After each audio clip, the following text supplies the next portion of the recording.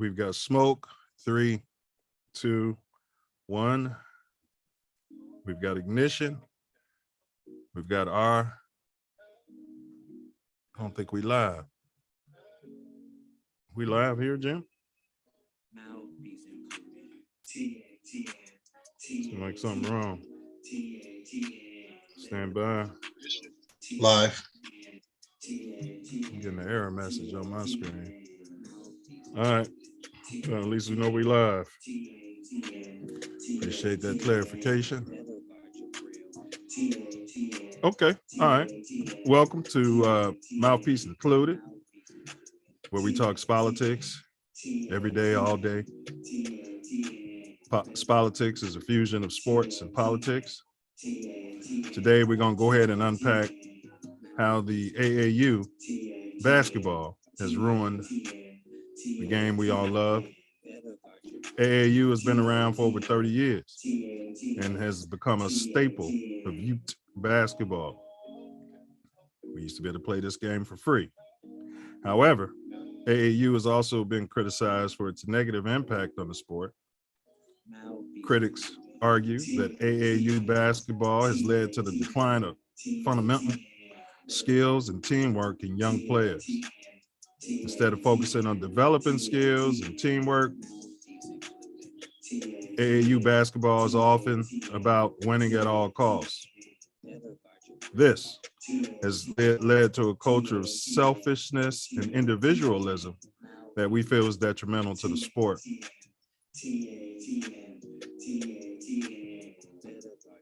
We're also going to discuss what could be done to reverse the negative effects of AAU. We're going to give you our takes on our weekly hot topics, including our NBA draft breakdown. And we've picked a major booger of the week for you. So stand by or pull up or stand down. But if you do pull up, don't forget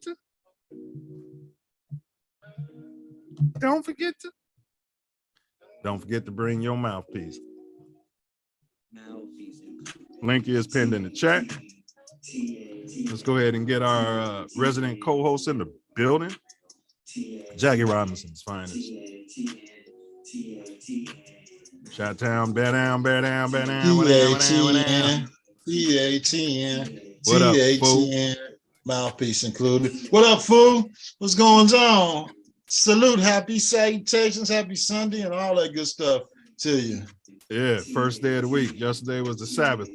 What's been going on since we last connoitered, G?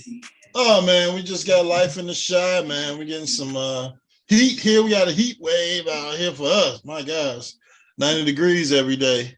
And, the usual rigmarole, the beauty of Chicago summer versus the sorrow of Chicago summer. We got, happiness to the hilt and a tragedy to the hilt. So, that's the shy. Whichever side you want to be on, choose to be on. But everything's good here, man. And, baseball is kicking off. Not the pro teams, but we're a week away from, not a week, 2 weeks away from the Little League tournament starting. And you get to see Jackie Robinson's finest. Get out there and get our thing going.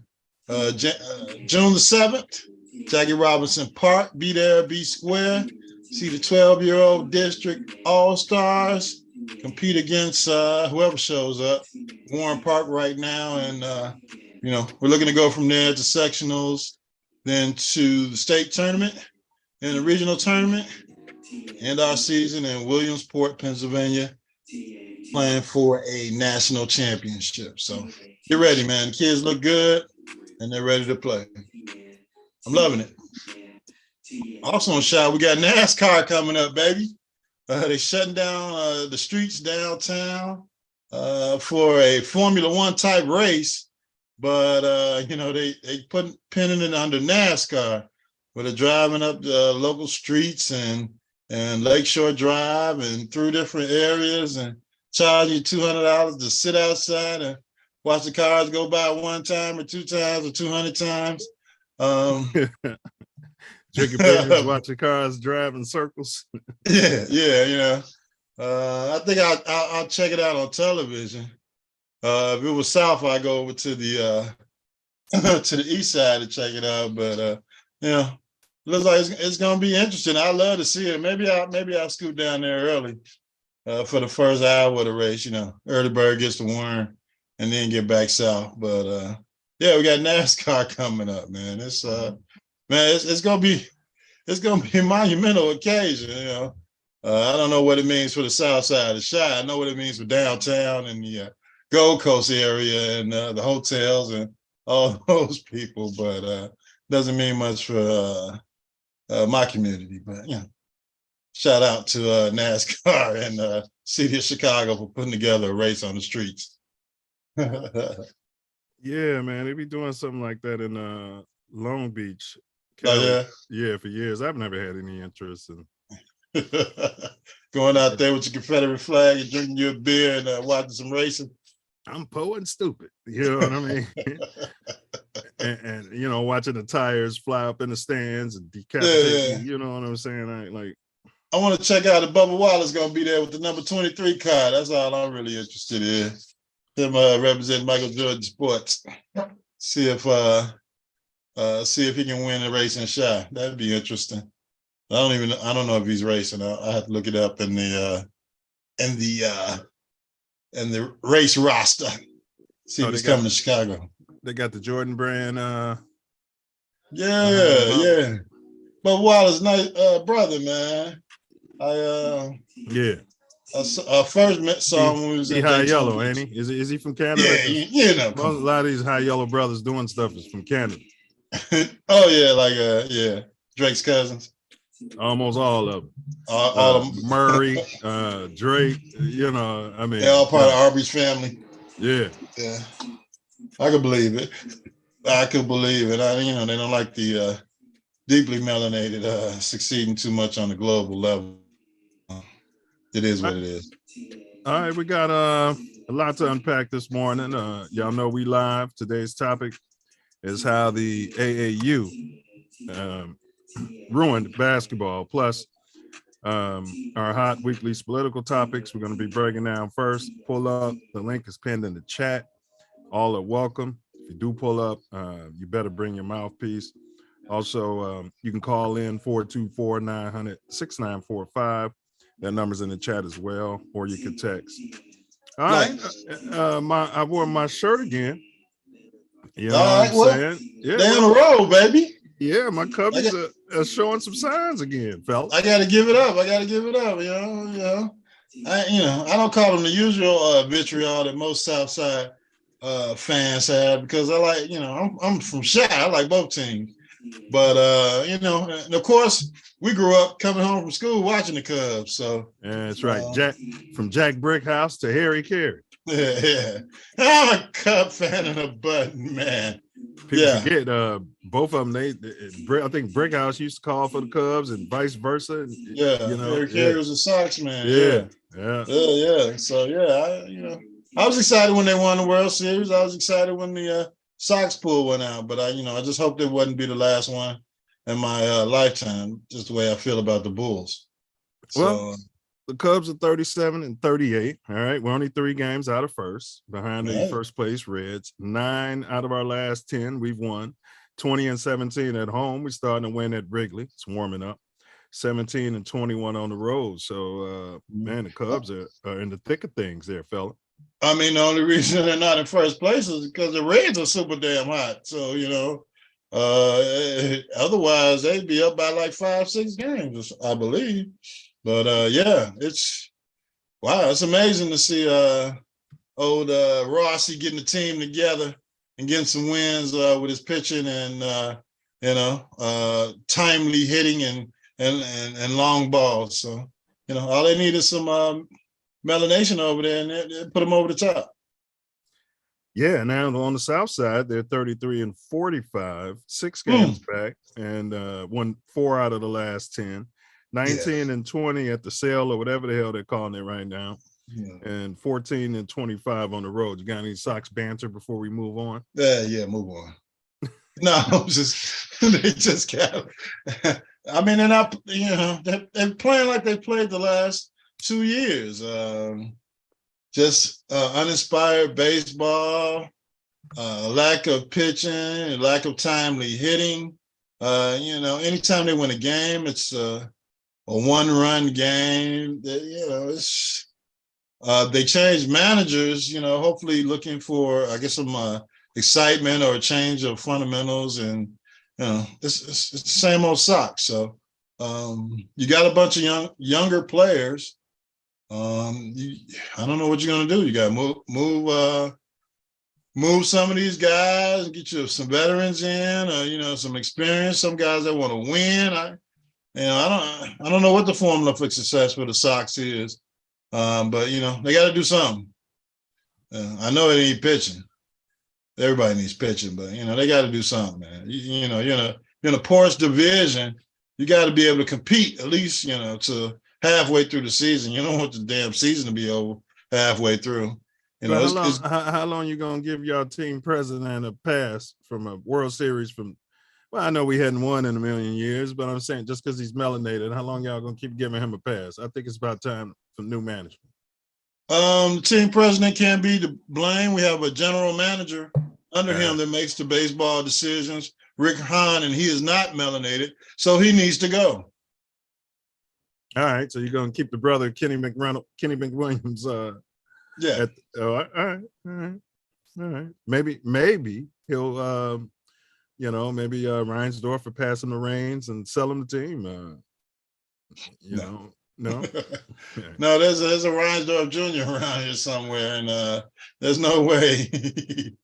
If he didn't give Michael Jordan part of the Bulls, there's no way he's going to give Kenny Williams inkling of owning the damn White Sox. Sports. All right. Let's move on, man. Today's hottest topic is how AAU ruined basketball, plus hot weekly political topics. Pull up. The link is pinned in the chat. All right, let's talk NBA beat. I don't have much on the Bulls except for we'll get to the draft in a minute, but we had 0 draft picks this year there, fella. First off, the first round we lost due to a trade. Yeah. I think it had something to do with that center from the shithole country. Yeah. Yeah, and then we lost the second one I hadn't heard about through a free agent tampering violation. We lost our second round pick due to that. Who are we tampering with? I mean, I have no idea. You seen the roster? I vaguely remember that tampering penalty, but I don't even know if they got a draft pick next year. I don't know what's going on down on Madison and Madison Pulaski. Well, I know what's going on in Madison Pulaski, and I think that's where the Bulls management staff is going. Before they enter the boardroom, making some of these decisions, they're either smoking it or blowing it, one or the other. But they can get it all there on Madison and Pulaski, just a little bit away from the United Center. And it seems like that's what they're doing before making decisions on the team. Who decided to have a draft in Chicago and then you don't have a draft pick? Hey, it was their time, it rolled around, and that's terrible. I mean, that's terrible. I mean, they were built to win now. It was just an unfortunate loss of their point guard. Levine and DeRozan was going to get us, and Ball was going to get us over the hump. Yeah. The loss of Ball put us in a position where easy fix. Get a new point guard. What have we been waiting on for 2-3 years? Oh, well, they were waiting for him to come back. Yeah. Listening to his dad and not the medical team. No, they could have tuned in to TATN, Mouthpiece included, a couple of years ago. Oh yeah, you was the first one I heard say, this guy's done. Is good. When we did the report talking about he can't walk up and down the stairs without feeling any pain. Yeah, get rid of him. I said it back then, but we're going to send them to the experts and have another operation and see if we can drain the fluid and walk the dog and do the taco or whatever the hell they was trying to do to get him back on the court, and none of it worked. And they're still saying he's not going to play next year. So I mean, come on, you got to do something. Who's going to be the point guard? Well, Yeah, good point. Well, that leads me into your boy D Rose was not re-signed, so he's a free agent. Maybe D Rose can be your point guard out there, fella. You know the Bulls have no interest in admitting their mistakes. Of course, D Rose could be the point guard. First of all, One of those. if he was drop dead gorgeous, I mean, what was that bum's name? I think you guys liked him. Heinrich? Oh my God, yes. If he was Kurt Heinrich, he'd had a 20-year career in Chicago. Scrappy, tough. Yeah, knows the game. Smart. Leads the team. Yeah. Highly intelligent. Yeah. Yeah. Oh, look, he's wearing the glasses now, so he's improving his shooting. Because I remember telling y'all, like, man, Heinrich's still playing. So I'm saying, like, I think the Bulls, man, he should be able to retire a Bull, and you can get 2-3 years out of D Rose, man. And he can bring along Kobe White, you know, teach him some things, you know. Or other kid from Illinois that they're probably going to lose, Ayo DeSumo. You know, if they want to, you know, give him another couple of years of Tulich. I'm not giving them shit. You know, if anybody wants them, they can have them. You know what I mean? You know, and again, we talked about this. Listen, even as a college coach, give me some guys who could play the game. I got you. And I could develop them more. Same thing in the pros. Give me some guys. I ain't got 4 or 5 years to teach you how to play basketball so that you can go off and be Jimmy Butler somewhere else. Yeah, and get courted. So you can get courted. You know. So, but yeah, I'm sense to me. I'm signing D Rose, man. D Rose, absolutely. And I'm telling him you got a chance to start. Chance, shit, man. You can start. You got Kobe White. Yeah, fuck him. But did I say that on there? Unless you know, I mean, you gotta manage D Rose's minutes, you know. But I would have him out there starting until Kobe White put the team in a position where there's no way he can't be on the court. Yeah, well, I'm afraid that as soon as we move, as soon as we don't re-sign Kobe White, he's gonna go somewhere and play quality basketball on the West Coast somewhere. I mean, he can play it here. I mean, I would re-sign him. But this is Derrick Rose. We're gonna put him out there, let him use his experience, especially in the beginning of the season. Mm-hmm. And maybe the roles will switch for the middle of the season when when his legs and knees start hurting. And you're gonna deal with that god awful Reggie Rose. Big ups to Reggie Rose. Big ups to Reggie Rose. Tongue in cheek here, but it was all Reggie Rose's fault. It's all his fault. Yeah. That's the reason why D Rose had to be traded in the first place for a bag of magic beans. Yeah.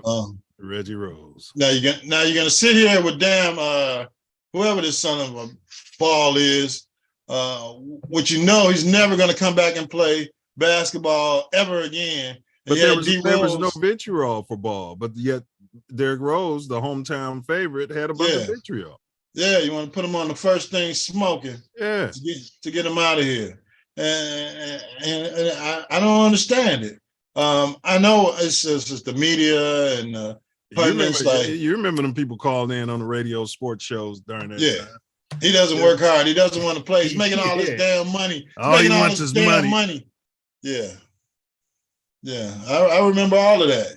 Let's get him out of town. We can get anybody to play the point guard position. Oh yeah, how's that working out? But the MVP who was hurt. People get hurt. It's sports. You don't throw him away like yesterday's garbage. He gets hurt. People get hurt. All right. And he was willing to work to come back. So. Yeah. All right. Well, we had a lot of movement in the league. Chris Paul / Bill. So just to give you a quick overview, the Wizards initially acquired guards Chris Paul, Landry Shamet, 4 first-round pick swaps. So they were swaps. And 6 second-round picks from the Suns as part of the agreement to trade guard Bradley Beal to Phoenix. See, that's how you rebuild if there's anybody out there from the Bulls organization list. Mm-hmm. Absolutely. You don't just give every damn thing away and hope it work out in the end. No, you strip it down to its core. You know, it's like if you got a termite infested, y'all don't know much about that in Chicago, but Yeah, we got termites in Chicago. yeah. They Oh do yeah, termite yeah. inspections. Yeah, you're right. A lot of moisture and stuff. Yeah, Yeah. but it's a big deal here. And Yeah. you know, if that foundation is rocked by termites, you got to strip it all the way down. You can't just say I'm going to replace the drywall and paint and hope the house doesn't fall down. No, you got to take it down to the roots, take it down to the foundation, and build it right back up. Yep. Now then, Chris Paul was traded to the Warriors. They get him on the veterans minimum, and the Wizards receive Jordan Poole. So Jordan Poole's moved away from his bully, and they got some draft picks. So what do you feel about this movement? And then we're gonna get into which team you think will be better next season, Golden State or Phoenix. But what's your comments on Chris Paul? A lot of talk about him, and I could care less about Chris Paul. Yeah. I mean, long term for Chris Paul's career, could get him closer to getting a ring. When you had those spots of the season when they beat up on Steph Curry enough that, you know, this guy has to start, maybe he'll be fresher than he was as far as instead of being a full-time point guard for Phoenix. So I think it'll work out for Golden State. So you know, what do you long mean? time. So Chris Paul at the 1, Steph at the tweener 2. No, I guess you're moving Clay to the 3. So where are they all going to play at? Make it work. Chris Paul's on the bench. Nobody's not starting for me over Steph Curry. And I got to get a athletic 3 out there. If Draymond Green is not coming back, I mean, you know. Well, I think they decided to keep Green. You know, they got rid of Durant to keep Green. So, you know, I don't know what's going on, but they love Draymond. So Draymond's coming back. You gotta have your athletic 3 out there. Was it Wiggins or Wiggins, yeah. One of them others got, but Chris Paul's coming off the bench. If he's not cool with that, we can cut him right now. That's interesting. So Paul will be your stability off the bench instead of I'm gonna kill you with that second unit with Chris Paul out there. So what, he's gonna play like 20, 25 minutes during the regular season? Yeah, man. When you trying to make it to the playoffs, you had these spectacular average regular seasons every year. You get to the playoffs and you're hurt every damn year.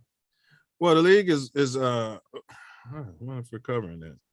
I think we're supposed to cover that. Yeah, well, we'll talk about it now that you mention it. Well, first off, who's going to be better, Golden State or Phoenix? Yeah, Durant. Phoenix got Bill. We don't know where everybody's going to play. Bill, Durant, and the high yellow guy from Canada. I'm still going with the MVP. I'm going with Golden State, Steph Curry. So you'd pick them over Phoenix in a series? Yeah, especially with Chris Paul on the team.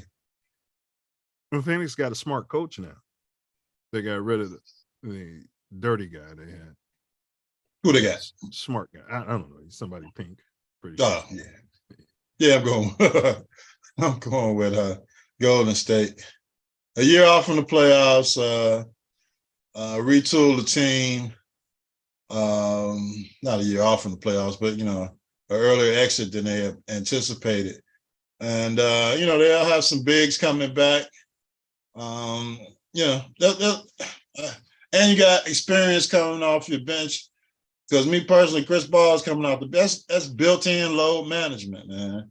You know, instead of you looking for 30 plus minutes a game from this guy, if you get 20, 25, and then you can spot start when he needs to, I think it'll work out for the Warriors, a little bit older team, a little bit more than Phoenix.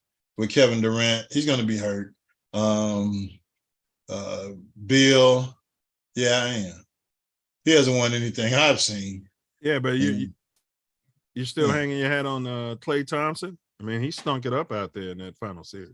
Yeah, I mean, hopefully they send him off to do some meditating, not in the cave or anything, but to figure out what his game was. I mean, what actually were you expecting back from Klay Thompson coming off injury? So I expect him. I mean, it's been a year and a half. I expect him to not be 3 for 28 from 3 or whatever. I mean, yeah, it's 2 years. Need 2 years off that injury, and if he had major injury problems, and maybe this Chris Paul would be some load management for him. You can, swap with having Paul at the point and put Curry at the 2 or Wiggins at the 2, and get these guys some rest, man. They got 4 rings, damn it. They got wear and tear on their bodies.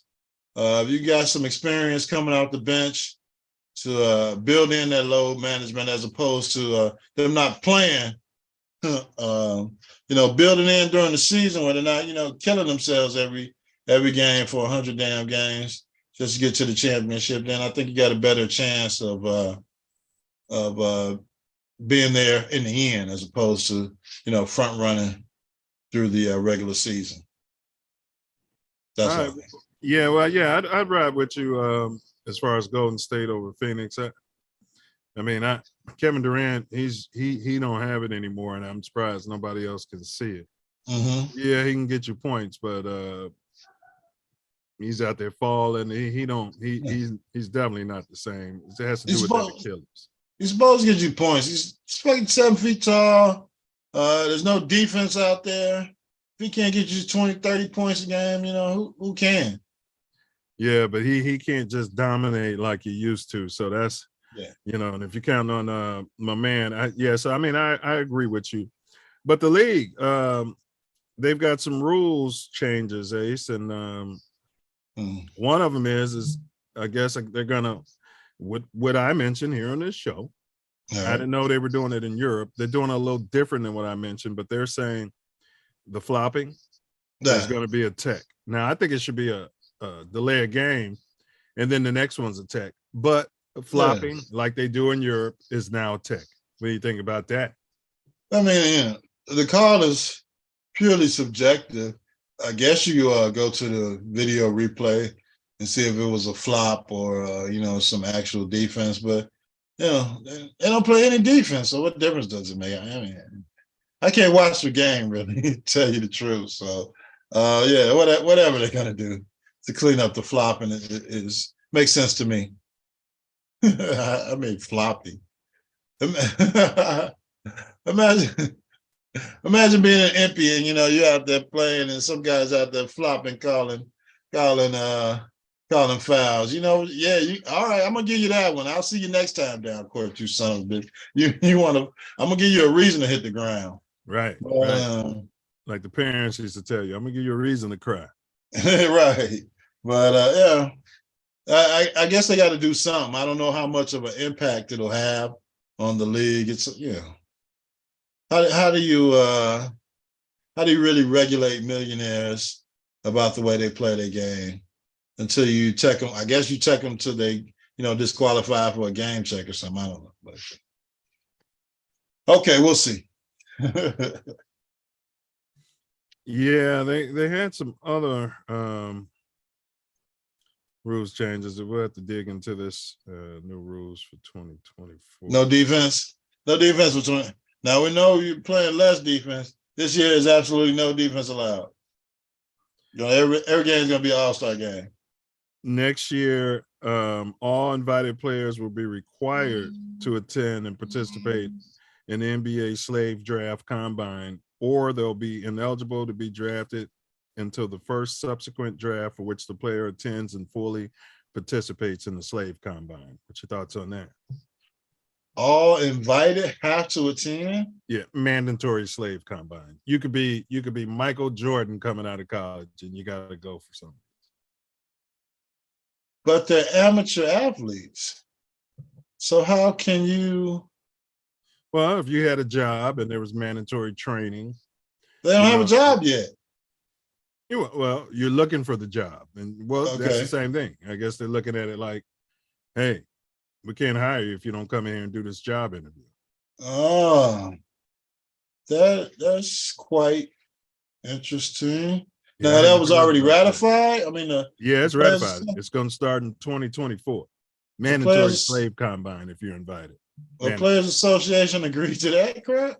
Yeah, the Players Yeah. Association is a shill organization for the owners. Yeah, I definitely understand after hearing it's such a rule that if you don't show up at the combine, you can't be considered for even being drafted. That's insane. Well, here's another one, and I agree with you. Here's another one. I tend to like this one. NBA players, and I think the number should be higher, but hey, NBA players must play a minimum of 65 games to All be right. eligible for MVP or all team honors. Yeah, all honors, league honors. Players must be on the floor for 20 minutes in at least 65 games to be eligible for honors, including NBA MVP and all NBA teams. So yeah, that's part of the collective bargaining agreement that the players have agreed to. So, guys like John bed Morant. rest on San Antonio. What's his name? Kawhi. He Quiet got an letter, yeah. MVP, played like 50 games, that type of stuff, bro. Yeah. That's Yeah, not and gonna happen. I think it all ties back into these supermax contracts too. That if you can't get all these all NBA honors because you're not playing, you're on bed rest, so you're getting suspended for You're not eligible for that supermax money, right? right. So But that you shouldn't have to have a rule for that. That's yeah. on the team, bro. Like I've been telling you for years, I wouldn't be giving them supermax money. That's Right. on the, right. If somebody's dumb enough to give you supermax money and you've been playing 30 games a season, God bless you. You deserve it. It's not what you're worth, it's what you negotiate. right? And yeah. So it's basically a rule to protect the owners from themselves. I guess. Yeah. Because I guess they feel like it's a competitive disadvantage, but no, I mean, again, I've been saying for years, Ace. I mean, I'm sorry, I can't give you that kind of money. You don't show up. Right. I mean, and your point to Zach LeBed rest last year. Yeah, I would have pulled that contract off of the table, go get courted. And if somebody want to give you that kind of money, God bless them. Yeah. And we wouldn't be in this position that they're in now. Yeah, because we're not paying for anything, Yeah. And I would call Golden State and say, look, you can have bed rest. Give me Klay Thompson over here. Yeah.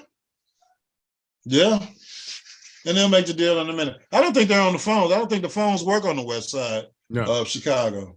No. I don't think they're on the They've only got one hotline that goes to Orlando. But I think that's the only phone calls that they can make out of their damn general manager's office is to the Orlando Magic. But other than that, I don't think they can call any damn body. Because you got to make some moves, man. You've established that your team is either an 8 seed or if they play to their potential, they can be a 6 seed, 4 to 6 seed in the East. And that's not going to win you a championship. So, yeah, they got to make some moves, make some phone calls. And look, so I think they're listening to us old heads who don't know what we're talking about.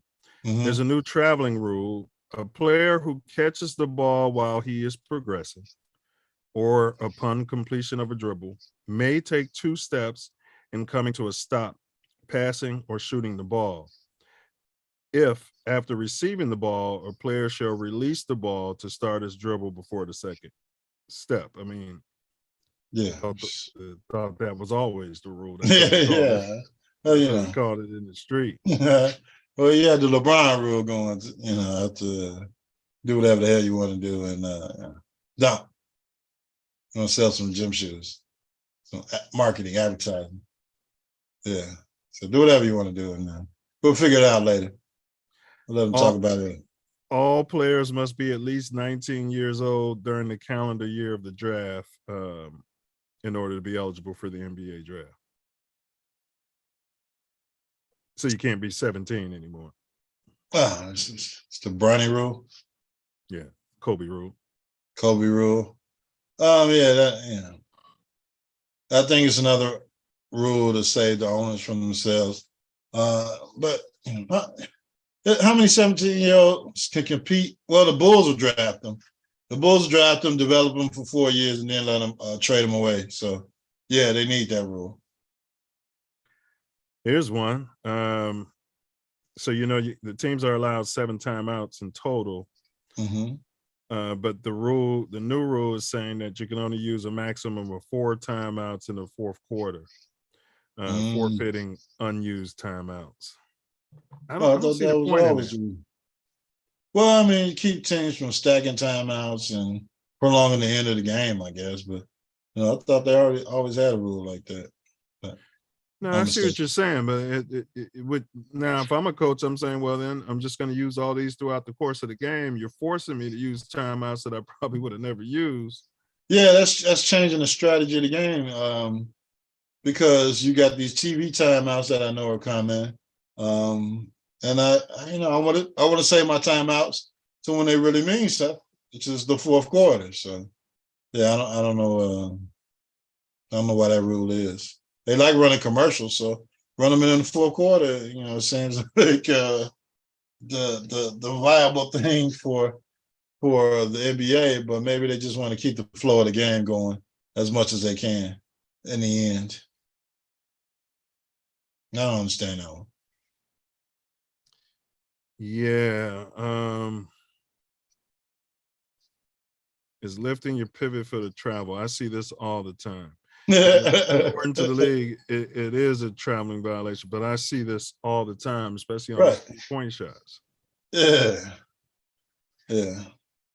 It's all they can make these rules. It's all the interpretations of the referees. They're like, yeah, y'all got that rule, but we're gonna give them a little something. They're pros.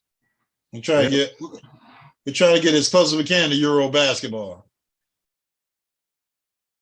Yeah, but people got money on these games, you know what I'm saying? So yeah, FanDuel. Yeah. The refs know that too. They got money on the damn game. All right, prediction. Allegedly. Wembanyama. We'll get to the draft later, but he's a Spur now. Will the Spurs make the playoffs in his inaugural season? Playoffs. I'm gonna say yes, bro. They should. I'm gonna go out on a limb and say yes. They should. They got this tactician of a head coach and a 7'5", 120-pound point guard. 120 center. pounds wet. Yeah. I think the over-under is when the hell he's going to get hurt. But it's not really but he don't have a history of that, and he's been playing in pros. You know what I'm saying? He's been playing pro ball. Yeah, it's not really a man's game like it used to be. Where they're going to come challenge his physicality, as in years. Where you bring a thug off the bench just to foul him hard. Years past, because 7'5", handling the ball, shooting 3-pointers. You're definitely putting Dennis Rodman on him. Yeah. Then D-Rod, Anthony Mason. But those guys don't exist anymore. So, will they make the playoffs? If he remains healthy, yes, I'll give him a thumbs up. Charles Oakley. Yeah. Xavier McDaniel. X Factor. Put them thugs out there. Ronnie Artest. And Bill Laimbeer. Yeah. Yeah, they definitely would have put Laimbeer on him. And as a coach, ain't no way in hell you think Laimbeer can stay with this guy without tackling him. Right. But they set up their defense to run him into screens and picks and switches to the point where he comes out by the fourth quarter of that game, he can barely breathe. Yeah. All right. Today's topic, let's get off the NBA. How AAU ruined basketball. Plus, we got some hot weekly political topics. The link is pinned in the chat. Feel free to pull up. Don't forget to bring your mouthpiece, though. All right. NFL beat and Bears training camp. Before I ask you if you got any news coming from camp, I saw this question in a poll on YouTube. Start one, I think it was from ESPN. Start one, bench one, and cut one. All right. So Fields, Lawrence, and Herbert. Start one, bench one, and cut one. What are you going with, Coach? I'm starting just in time. I'm benching Lawrence and I'm cutting Herbert. Bro, I had the exact same. Now, you know, a lot of people didn't say that in the poll because there wasn't a lot of, you know, it's a national poll, but I had the exact same thing, man. I'm starting Fields, I'm benching Lawrence, and I'm cutting Herbert. They keep talking about Herbert's arm, but they're not winning. They don't win. I don't understand. I mean, I know it's a team sport, but it's not like the Bears don't win. But I hear you. I hear you. You're looking at Fields and his upside. You know what I'm saying? Is right off the chart until he proves me different. But the Bears are improving the team as a whole. You're gonna start that dirty Fields over that drop dead, blonde flowing hair, 6'5" Lawrence? Oh yeah, all day long. Now the Jacksonville team is improving. They changed their coaching, and they're improving as well. But we'll see if they can fight to play us in the Super Bowl or something. But they're not on our schedule this year. But yeah, I'm starting Fields. You got a team in our division that won 13 games last year, and nobody's been giving them consideration for anything in the Minnesota Vikings. So screw Minnesota. Yeah, they're not gonna that was one of those seasons like when the Bears had what's his name? Sexy Rexy Grossman. We went to the Super Bowl. We should have won that damn Super Bowl. They gave Thomas Jones the damn ball instead of giving that son of a bum the ball to keep throwing to the other damn team. It was raining. Yeah, Prince doing halftime. Give Thomas Jones the damn ball and run the damn ball. The artist formerly known as Prince. Thank you very much. Artist formerly, yeah. But Thomas Jones was unstoppable that game. And he had his good sweat going. And they wouldn't give him the damn ball. Well, because he was probably up for a contract year, so they're trying to balance, how cheap the Bears are. They want to make sure, his value. They traded him the next season, the next offseason for a bag of beans because Cedric Benson was on the damn team. Correct. I think they gave Cedric Benson fumbled in the damn Super Bowl. God rest his soul. I was gonna say, did he pass away? Rest in peace, Sid. Yeah. But I mean, I don't know what the hell was going on. But Thomas Jones had his good sweat going, and Devin Hester had a good sweat. So go what you got you there and win the Super Bowl. Y'all can have all this political crap after the offseason. You want to get Thomas Jones out of there after you win the Super Bowl. If you want to get your defensive coordinator out of there after you win the Super Bowl, if you want to, do whatever the hell you want to do, but win the damn Super Bowl, and then you can figure out. But in today's world, it's not about winning anything. It's about everybody gets a trophy, and as long as you get there, you've accomplished something. It's Chicago, man. You had a boss defense, and you was going against Peyton Manning. Peyton Manning was going to crack, and if they would have kept running the damn ball, they would have won that Super Bowl, man. But I mean, using this logic, Ace, I already mentioned Buffalo Bills, but just say Wembanyama. Let's say he goes to the finals 10 straight years and loses it all. People are going to be having him in a GOAT conversation and talking about how he just didn't have the same team as the other guys. He just gets there. Mm-hmm. He's a winner. Look at all these East Western Conference MVPs he's gotten, finals MVPs, and no other players ever won so many Western Conference finals. It is going to be nonsense. Well, I think being in a situation with Pop, eventually they'll get a chip. He's got a track record. He had Big Dave Robertson. He got rid of him and got the big fundamental out there. It's Tim Duncan.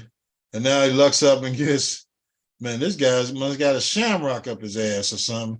I mean, up his bum. That stuff's fixed. Okay. Yeah, his fixed shamrock is up his bum. For him to get the number one pick of this 7'5" kid, who's they say he's already a Hall of Famer. So let's see what happens.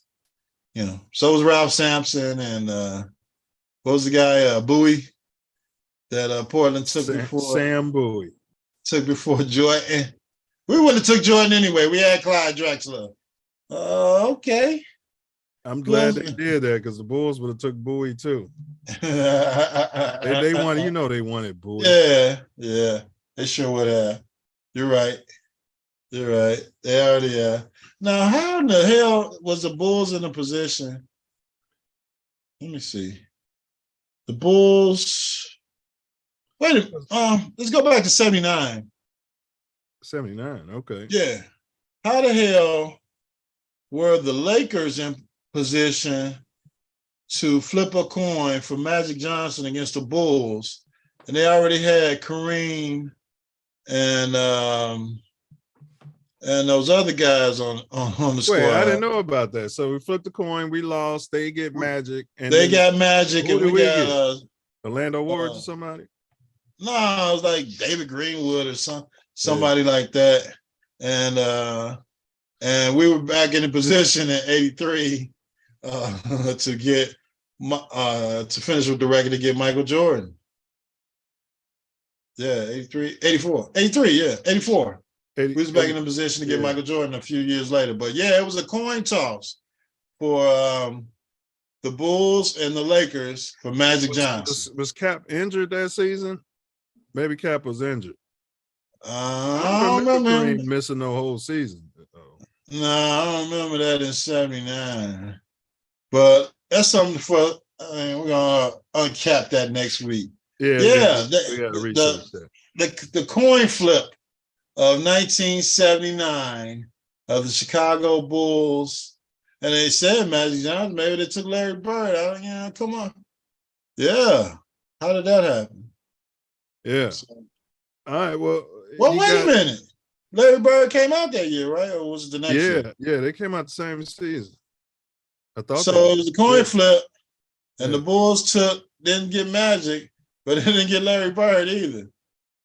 Yeah, let me see. Yeah, we gotta look at the 79 draft to see what the hell was going on. I tell you, 1979 draft class NBA. Let's see what happened here. Magic Johnson went number one. No, Bird came out the next year. Next year, okay. Yeah, and Chicago took David Greenwood out of UCLA. Yeah, he's the guy that was in their backyard. They didn't want him. They had no interest and took the guy out of our backyard. Out of the Midwest. Yeah. Big Bill Cartwright went third. Eventually ended up in Chicago. Yeah. He used to be balling early in his career, they said. Yeah, them big sharp elbows. Greg Kelser from Michigan State went 4. Oh, wow. Yeah, 2 players from Michigan State that year. Wow. But they did win the national championship. Sidney Moncrief went 5. Oh, man, I'd have took Sidney Moncrief too. The Microwave went 7. Let's see. Cliff Robinson went 11th. Jim Paxson went 12. Not John, Jim. That was before the combine. Let's see. No other notables. Let's see. Second half. Nah, no luck in the second half either. That was back when we won a 7-8 round. Calvin Garnett got drafted by the Bulls in the 3rd round. Oral Roberts. It's Garrett. Okay, I was about to say, I wonder if he's related to Garnett. The big ticket. Yeah, his uncle. Bill Lambier went 65th that season, 3rd round. Right. He's notable. Yeah, yeah. As a coach and a player. Like you said, all these damn rounds. Damn. I didn't Yeah. know they had all these rounds, bro. Yeah, they used to draft. They Mark used to draft. Eaton went in the 5th round. They used to draft Pookie. Pookie from the block. We had that jump shot at the park. Yeah, they drafted him. Took him out of the rucker. Yeah, football players, the baseball players. We got your rights in the NBA. I'm not playing. I'm not playing basketball. Man, all these rounds, bro. Yeah. Let's drive up, Pookie.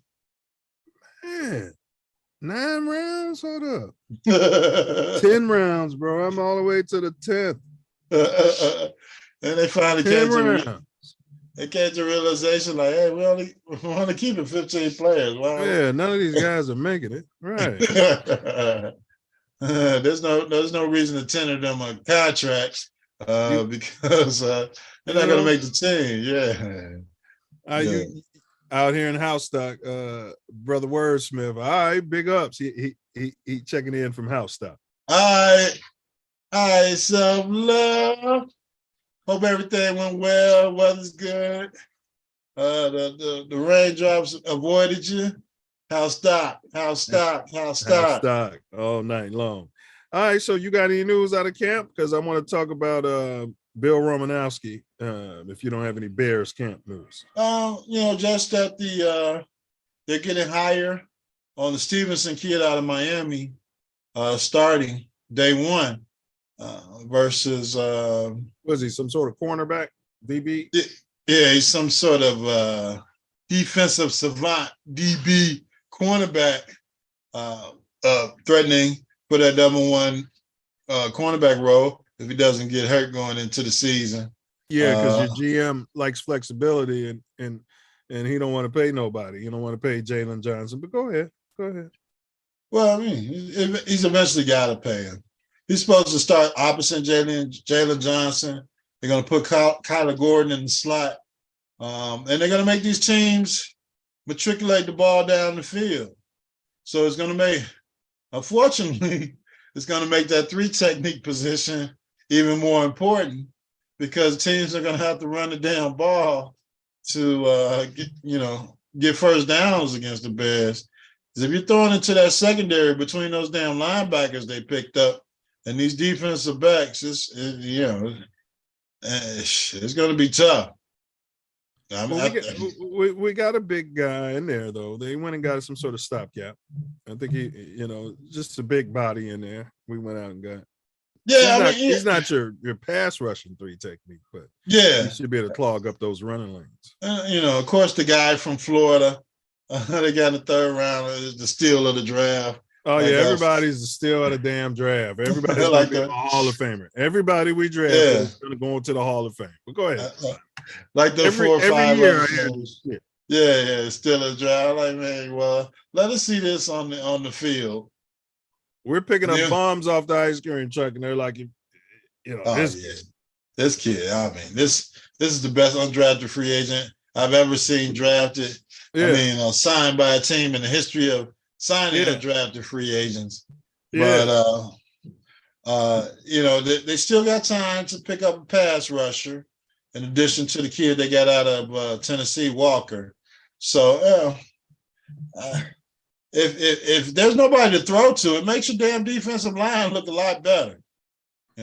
So if they can, and you got those linebackers, man. They said your boy in the middle is us. They said you won't even be thinking about the pink kid, Smart, drop dead gorgeous that played linebacker last season. Hell no, this guy's a stud, and he's about 6'4". So, with a wingspan. Yeah, so I don't know. I know why Buffalo had to let him go because of the money, but wow, I'm glad we got him. And the kid out of Philly that they got outside, I mean, shit, he's nothing to shake a stick at. He had 130-something tackles last year himself. And he's been, I think, like top 3 in the league over the last 5 years in tackles, bro. Yeah, so it's you're gonna be hard pressed you got to hit those windows against the Bears. So you got to have some damn all-stars out there hitting windows and quarterback and receiver you gotta have position. either an accurate quarterback or Yeah. mobile quarterback to even have a Yeah, chance.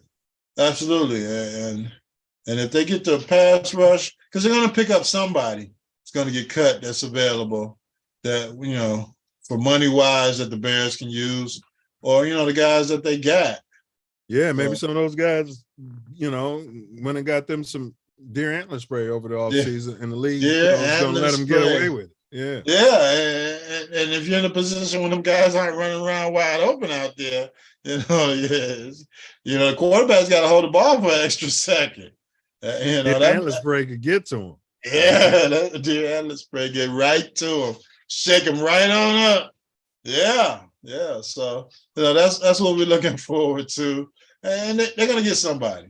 I think the Bears they're being patient because they got these 2 first and second round draft picks next year, and there'll be somebody available they can pick up on a 1-year contract that can maybe come in here and make something happen. Be that flash in the pan. Robert Quinn's available, and maybe they can bring him back. He plays every other year. He don't fit the system. Doesn't fit the system. You're damn right. He don't fit the system. But God bless him in his career. Yeah. Now, as far as the Bears go, I'm really excited because the division is wide open. I mean, if you're telling me I'm worried about the Lions, at the end of the day, they're still the toilet. And then, you mentioned Minnesota, but they lost a lot of players. Yeah. And Packers are starting over. Yeah, Smug Rogers ain't there. And if you're hanging your hat on Jordan Poole, he's not processing. If he was processing, they'd have got rid of Rogers, 2 years ago. He's processing. I like the kid, actually. I think he's going to be the second best quarterback in the division. He's not getting him in and out of the huddle. Is he getting him in and out of the huddle? All right, boy, they was talking about your boy Justin Time that she said had me rolling like Andy the ginger. Oh, he's getting him in and out of the huddle. That's what our coach was talking about, how he's getting everybody in and out of the huddle. He knows the plays. He got the system down pat. Yeah, he's a professional. Yeah. He's a professional. He's smart. Yeah. He's smart. Yeah, he's running a 6.4 40. This other kid's running a 4.4 40, but he's getting them in and out of the huddle. He's processing. He knows where the ball needs to go. Yeah, and he knows how to try and get it there. Yeah, but he can't get it there. Yeah, it's not translating to victories. All right, but according to this is CBS NFL. You sent me this article. Former NFL linebacker, drop dead gorgeous. The one used to spit in everybody's face mask, hack around, grab, spit on him. Yeah, dirty player, got fined often and suspended. Bill Romanowski, and his wife, and the wife. I don't know why they had to mention the wife, but hey, she's on the paperwork. You're right. Sued by the U.S. government over $15.3 million in alleged unpaid taxes. Oh yeah, they'll never get out of that debt. $15.3 million in unpaid taxes, compounded interest daily. Oh yeah. He's gonna have to kill somebody, or he's gonna have to bribe somebody heavily. I thought there was a 10-year statute on this, though, because they're talking about this is from 98 to 2007. The DOJ lawsuit alleges that Romanowskis have avoided paying millions in federal income taxes. They started a shell corporation, Nutrition 53, and that's probably where he was getting his allegedly getting his antler spray on the booger sugars. Yeah, antler spray. And the DOJ accuses them of using the money from the company's bank accounts in the hopes of avoiding those taxes. They use money from Nutrition 53 to pay for everything from pet food to their daughter's rent, paying their daughter's rent. Pull yourself up by your bootstraps. Work hard. And you work hard. I thought that's what companies do. Why the hell is she paying rent? Why'd you buy someplace to live? Anyway, because the Nutrition 53 probably owned the property that they was paying rent to. Yeah. So he was getting money on both ends. Huh? I got you. Yeah. Yeah, I don't understand. Yeah, the process of all that. I thought, that's what you did when you were a company. You made up all these liabilities as opposed to assets and capitalize on your tax shelters. Maybe he needed Trump's tax attorney. But yeah, I mean, hey, you know, big ups to anybody who finds a way to get out of paying taxes. But at the same time, you know, it's criminal activity, and these come out in the articles. I can't help but feel like if this was Antonio Gates or some Yeah, sort of colored, yeah. they'd be talking about throwing them in jail. No, he'd been in jail already. Yeah, $15 million. yeah. They chased people over $200,000, $1 million. This I guy, liked Romanowski. Boy, he had game. He won 4 chips, bro. I didn't realize that. yeah, he was on the Deanna spray and the book of sugar. He had everything going for him. There's no way this guy wasn't. Come on, man. They weren't testing for that stuff. Put that guy out there. He was from the Lawrence Taylor era. That's why he had to finally get out of the game. It was like, hey, man, we started to test for everything that you're doing. So Everything. you gotta go. That's all right. I got the IRS nutrition is following you around, watching you spend money on nonsense right. related to Nutrition 53. Yeah, so they had to know about, the NFL knew about that as well. Hey, you just had the wrong accountant. You need to call his boy Trump. Oh, yeah, you gotta get somebody who's plugged. Yeah, you got to get somebody who knows what they're doing. So when they come back, they're gonna come back and say, yeah, you can't do this, that, and the other. Yeah, but I did this under that, and that, and this particular tax code. We had Pookie doing his taxes. Pookie. His cousin, probably another book of sugar thug. Like, yeah, man, just send me the information. I'll send it all together. Yeah, you can write all that stuff off. So, yeah, it is what it is. They caught you. Now it's a matter of how the hell you're going to pay $15.3 million in taxes and interest and penalties back, when you're not playing anymore. I don't know what the hell Nutrition 53 is, but I don't think they're making that much income to get you out of this hole. Yeah, and it's just, I don't know. I mean, it's funny how they got it set up, Ace. When you're doing your taxes, you're legally, so you hire a professional certified accountant. Yeah. But you're legally on the line. Yeah. For whatever you sign off on somebody. Yeah, you just, he can like, he gave me the information. I put it together. They signed it. So, I don't know what to tell you. Good luck to him. Good luck to me. I'm on my way. Let's hop to the draft. Now, number 1 was Victor Wembanyama, the French, some sort of melanated out of France. The phenom. He's drafted number 1 to the Spurs. My first question is, they've been saying he's the best draft pick since LeBron. All right. I personally feel like he's the best draft pick since Shaq. And I think that when Shaq came in, I don't know. I mean, I think Shaq's draft was bigger than LeBron's draft. In other words, Ace, if you had a chance to draft, if LeBron and Shaq came out and Wembanyama came out in the same draft, who you take? Well, being a U.S. citizen and seeing the Diesel's body of work, I'm taking the Diesel. Man, all day.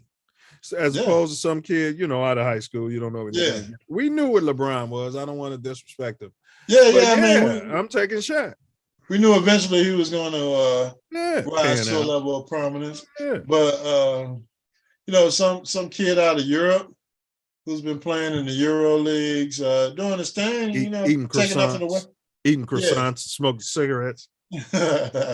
Smoking the germs, taking nothing away from him.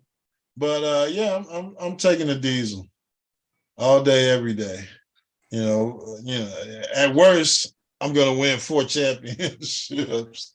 And LeBron eventually got the 4. And Yeah, but maybe you had this to wait kid 100 years, and there's no guarantee. LeBron is gonna didn't be get it doing for it for your team. He didn't do it for you. He would have had to Right. leave and come back. Yeah. But neither did Shaq, though. Shaq didn't do it for Orlando. Yeah, he Yeah. left. He cut and ran. Yeah. But we saw why he cut and ran. The story I sent to you concerning him leaving Orlando. He wanted to stay. No, it was Why did another he story. leave? Yeah, it must have been another story. I don't That was remember. another story. But it was money though. It was money. I'm over here processing. The kids are trying to get out of the huddle. Like, what's going on here? Break. Yeah, it was money. I mean, Orlando had no. Now, if this is a once in a lifetime generational center, They got Vlade Divac, the flopper, who was Vlade was in the Kobe trade. But Orlando, they lost him to free agency. They lost him to free agents. There's no way that guy's getting out of town. And you got Penny Hardaway. There's no way this guy is getting out of town. And for no amount of money. And Orlando was owned by Disney, so they couldn't have been broke. Right. There's no way he's getting out of town for any amount of money. They said his agent said, listen to me, Jerry West want to talk to you. Jerry West said, I can't give you 150 million, but I can get you 120, I think he said. And he signed right away. And he asked his agent, will Orlando match? And they said no. No. So he gone. I like playing on the east side. I remember playing on the west side. The league wants to build up for some reason. Yes. They ignore the large markets like Houston, Chicago, New York for some reason. Yeah, get them to LA. Yeah. And we can build a Hollywood story from there. Well, the second draft, the Hornets drafted Brandon Miller out of Alabama, and he's a kid who said that the guy at the Clippers is his GOAT. Why? No, not Kawhi. The other guy. With the broke leg? Yes, who broke his ankle. Yeah, him. Oh, wow. So this kid, he patterned his game off of him.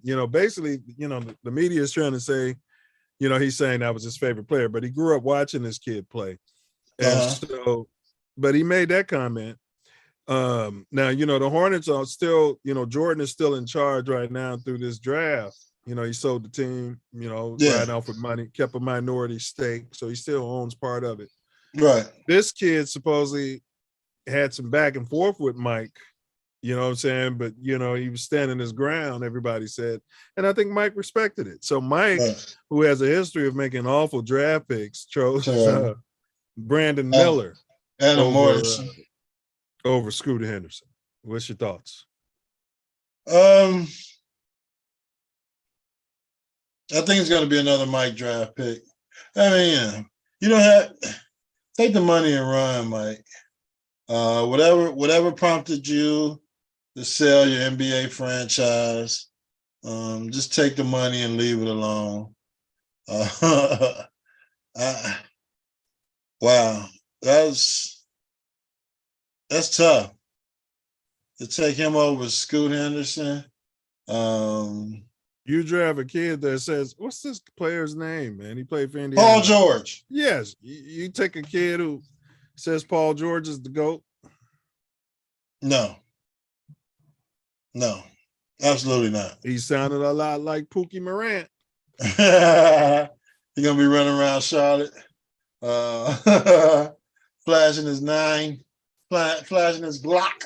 Well, you also have to look at they do have the ball boy at point, so they didn't need Scoot Henderson. So I can see it from that perspective. Yeah, but yeah, it was probably the best player. They got a point Available guard. I like their position, point guard. Yeah. Yeah. So position now they you throw needed. this guy in there. You probably Yeah, got Mike's probably gonna leave a nice roster, man. yeah, yeah. But yeah, for some reason they can't win there. I don't Well, know they why. were winning when they had Kendall Gill and they had some other players back in the day. Yeah, that's when money was going to practice. He don't do that shit no more. Yeah. Go there and challenge those guys and slap them around. Talk Like, about listen their here, man. families. I'm 50 years old and I can play better than you guys and some damn 40s. So get your damn game together. You're And gonna y'all get getting cut. paid money. You know what I'm saying? Right. So, Yeah. so I guess in that sense, since they already have a point guard, I have no reason to question Mike taking Brandon Miller out of Alabama. Then the Yeah. Blazers, who have a point guard, took Scoot Henderson Who's that point guard? from G League Ignite. Dame time. Oh, dang. Package them So, up. yeah. So they took Dame time, a guy who's ball heavy. And they want to bring in Scoot Henderson, a guy who people are comparing to Derrick Rose. I think that's a bit much, but that's what they're doing. Derrick Rose and the kid who wears dresses came out of USC. Westbrook? Yeah, Westbrook. Yeah, so he gets comparisons to Derrick Rose and Westbrook. Yeah, yeah, package up Dame time. His value is probably still high enough for you to get either a player and a draft pick or a player and a couple draft picks and get him out of town. What is he making? 40, 50 million damn dollars a season? Yeah, man. Well, Dame's on record saying that chips aren't important to him. They probably got, yeah, he did say that. He's probably got a no trade clause crap too. He does. So, yeah, boy. I wouldn't give anybody who's not a GOAT, who's not the GOAT, a no trade clause, period. Yeah. I'm sorry. We're running a business here. Yeah, absolutely. Absolutely. How the hell you gonna give this guy a no trade clause? You already gave him as much money as you can possibly get his summer gun, and now he has leverage over and he you. ain't won nary a chip for you. Nary. So Ain't even got you to the finals. You've been to the finals before as an organization. This is nothing. Right. New. Right, with a team. But now you can't sign a team because this guy's making as much as the whole team was making when you went to the finals. Yeah, I'd package him up. But you can't trade him. There's no reason for him to leave. Oh, right, he's got the no trade clause. You Well, it's there not- was it's nothing you can rumors do. that if they took Scoot, then Damon would be demanding a trade. And I don't think he understands. I mean, okay, so if he is a Derrick Rose or a Westbrook, come on, Dame. You already have some other players around you, man. If you're getting this max money, take that team to the promised land. I mean, Right. Jimmy Butler got a bunch of bums to the Yeah. finals. Yeah. So you put Dame at the 2, or you go to 2, or you go to the bench. You let Scoot bring the ball up since he's Derrick Rose. Right. Yeah. Right. Dame's going to the 2. Right. You going to the 2 or you going to the bench? Which one you want? Well, you're not going to the bench, but Hey. we'll trade you. Yeah. Yeah. Oh, you can't trade him. You're right. Whatever it takes to make the trade happen. Yeah, so you got to If- put him on the bench. You're right. You're right. Yeah. I mean, if you're not gonna let us trade you, spend your time on the bench, see what happens, see how that feels for you. I think that's what happened to your boy out of Washington, the point guard everybody's making out of Duke. Remember, he never panned out too much. He sat out for a whole season. They wasn't playing him. What's his name? The point guard for Wall? Washington. Yeah. There's something wrong with him. There still is. But yeah. So I mean, they took Scoot as opposed to maybe trading that draft pick. Yeah. Traded for what? I mean, all these guys are, I would have traded it for Zion. Yeah. So now you got Zion playing with With Dame time. And I think you could possibly in the West, you could get to a Western Conference final with Zion. Zion. Yeah. I mean, the Milz girl, no Get him. relation. She's got his name tattooed on her face now. Yeah, On I'm her not making face. this up. Yeah. Yes. Yeah. Is that the one having the baby? No, she's not even the baby mom. No. He's Having caught a up baby. he's caught up into some street nonsense. Oh my God. Have a baby about me, baby. Be a billionaire. Wow. Oh, you tatted my name on your face? Oh, you must really love me. You must really love me, man. You're in your 20s. A millionaire. Yeah, she loves you. Wow. Yeah, I don't want that on my team. Yeah, I mean, Portland could have packaged it, and that's where I thought the Bulls could have gotten more involved. I don't even, like you said, I don't know if their phone is working. Yeah. But for you're not in the draft. The draft is in Chicago. I'm laying all my chips on the table. You can have Levine, DeRozan, both, whichever one you want that fits the salary structure. And we'll sign and trade this guy from this shithole country and send him to you, and you and Dame could go play for a chip the next few years because Denver ain't invincible. And then we would have had Scoot Henderson, To start over. Yeah. And we got the point guard we need.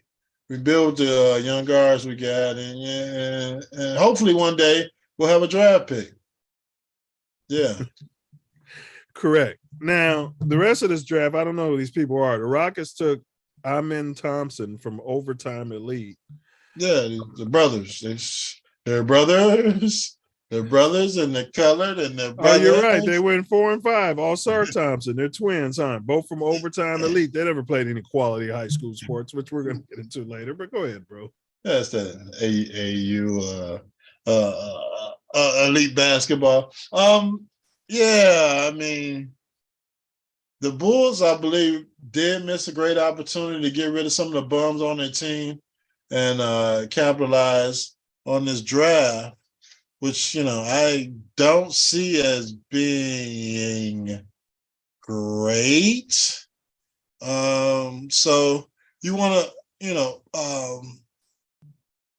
find you a player or two out of this draft that you really think you can develop your team with, and maybe pick up some future draft picks when you're in a position that the Bulls are in. But the fact that there were no calls going back and forth, there were to get them into the second round. The Bulls are sending those calls straight to voicemail. Yeah. You Do not disturb is on the GM's phone. Boom, boom, boom, boom, boom, boom, boom, boom, boom. You reached the voicemail of John Paxson. I'm not available right now.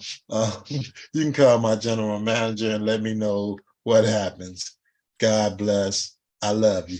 Boom, Bro, boom, boom. Phoenix boom. would have taken LeBed rest for that third round pick. Yeah.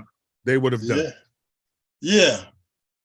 Or whoever the hell else we need to give them. I mean, Who else we would have had to give them? They're desperate to, put a team around Dame in the twilight of his career. They want Dame to stay in town. He's loved by the city. Yeah. You know what I'm saying? I respect Dame. He ain't cut and run. He didn't say, I'm going to take my talents, this and that forth. You know what I'm saying? We can give you Zach LaVine. This guy played 65 games last season. He's eligible. You know what I mean? Yeah. Dame don't have to go nowhere. They had another guy on their team last season. I can't think of his name that was getting you about 20 points. So you package those guys up and you go play quality basketball. Absolutely. Yeah. But you got to be on the phone. Your phone's got to work. So I don't know. You got to be dialing out. Yes, you got to be dialing out. Maybe it was in But Mexico. They didn't want to hurt Zach Lahayello's feelings because he likes being courted, but he doesn't like being shot. Exactly. Like being shot. You son of a bitch. You'd be pissed with me, you son of a bitch, because I'd be shopping you every day. I'd have been shopping you while you was getting courted. But before this draft, you got to make them calls. Any of these teams in the first 10 picks were willing to make a deal. Ace, you Definitely could have the- signed and trade our center and Yeah. packaged up Levine, and that would have been Yeah. a solid team with the player they already got in Portland that could have pushed for a chip this year. Yeah, absolutely. And we would, for that And draft we'd have had pick, Scoop. we would have had Scoot. That's it. And maybe we could have suckered him into a number 1 pick 2 years from now, or whatever the hell we could have got done. Right, but you got Scoop, and then that means Yeah. this season you're going to probably end up with another lottery pick, and now you're building quality guys for your future, plus the skinny guy you drafted last season that plays 5 minutes of games, but his numbers look real good, but yet you don't want to get him out there on the court because you're waiting on Lonzo Ball. We want Ball to come out there and pass the ball to him when his knee gets better. So he likes Ball as as a point guard on PlayStation 5. So wow. There's so many things they could have did. Yeah, you got a clean house. I mean, now I've been saying it, but you got a clean house. Everybody got to go. And I know that Reinsdorf has no pulse on his team or no idea what's going on. Yeah, he literally has no pulse. He has a pulse. They got the defibrillator handy, but there's no damn way. He's signing contracts. He don't know what he's signing. No, he knows what he's doing. Come on. So he's a basketball owner, a baseball owner.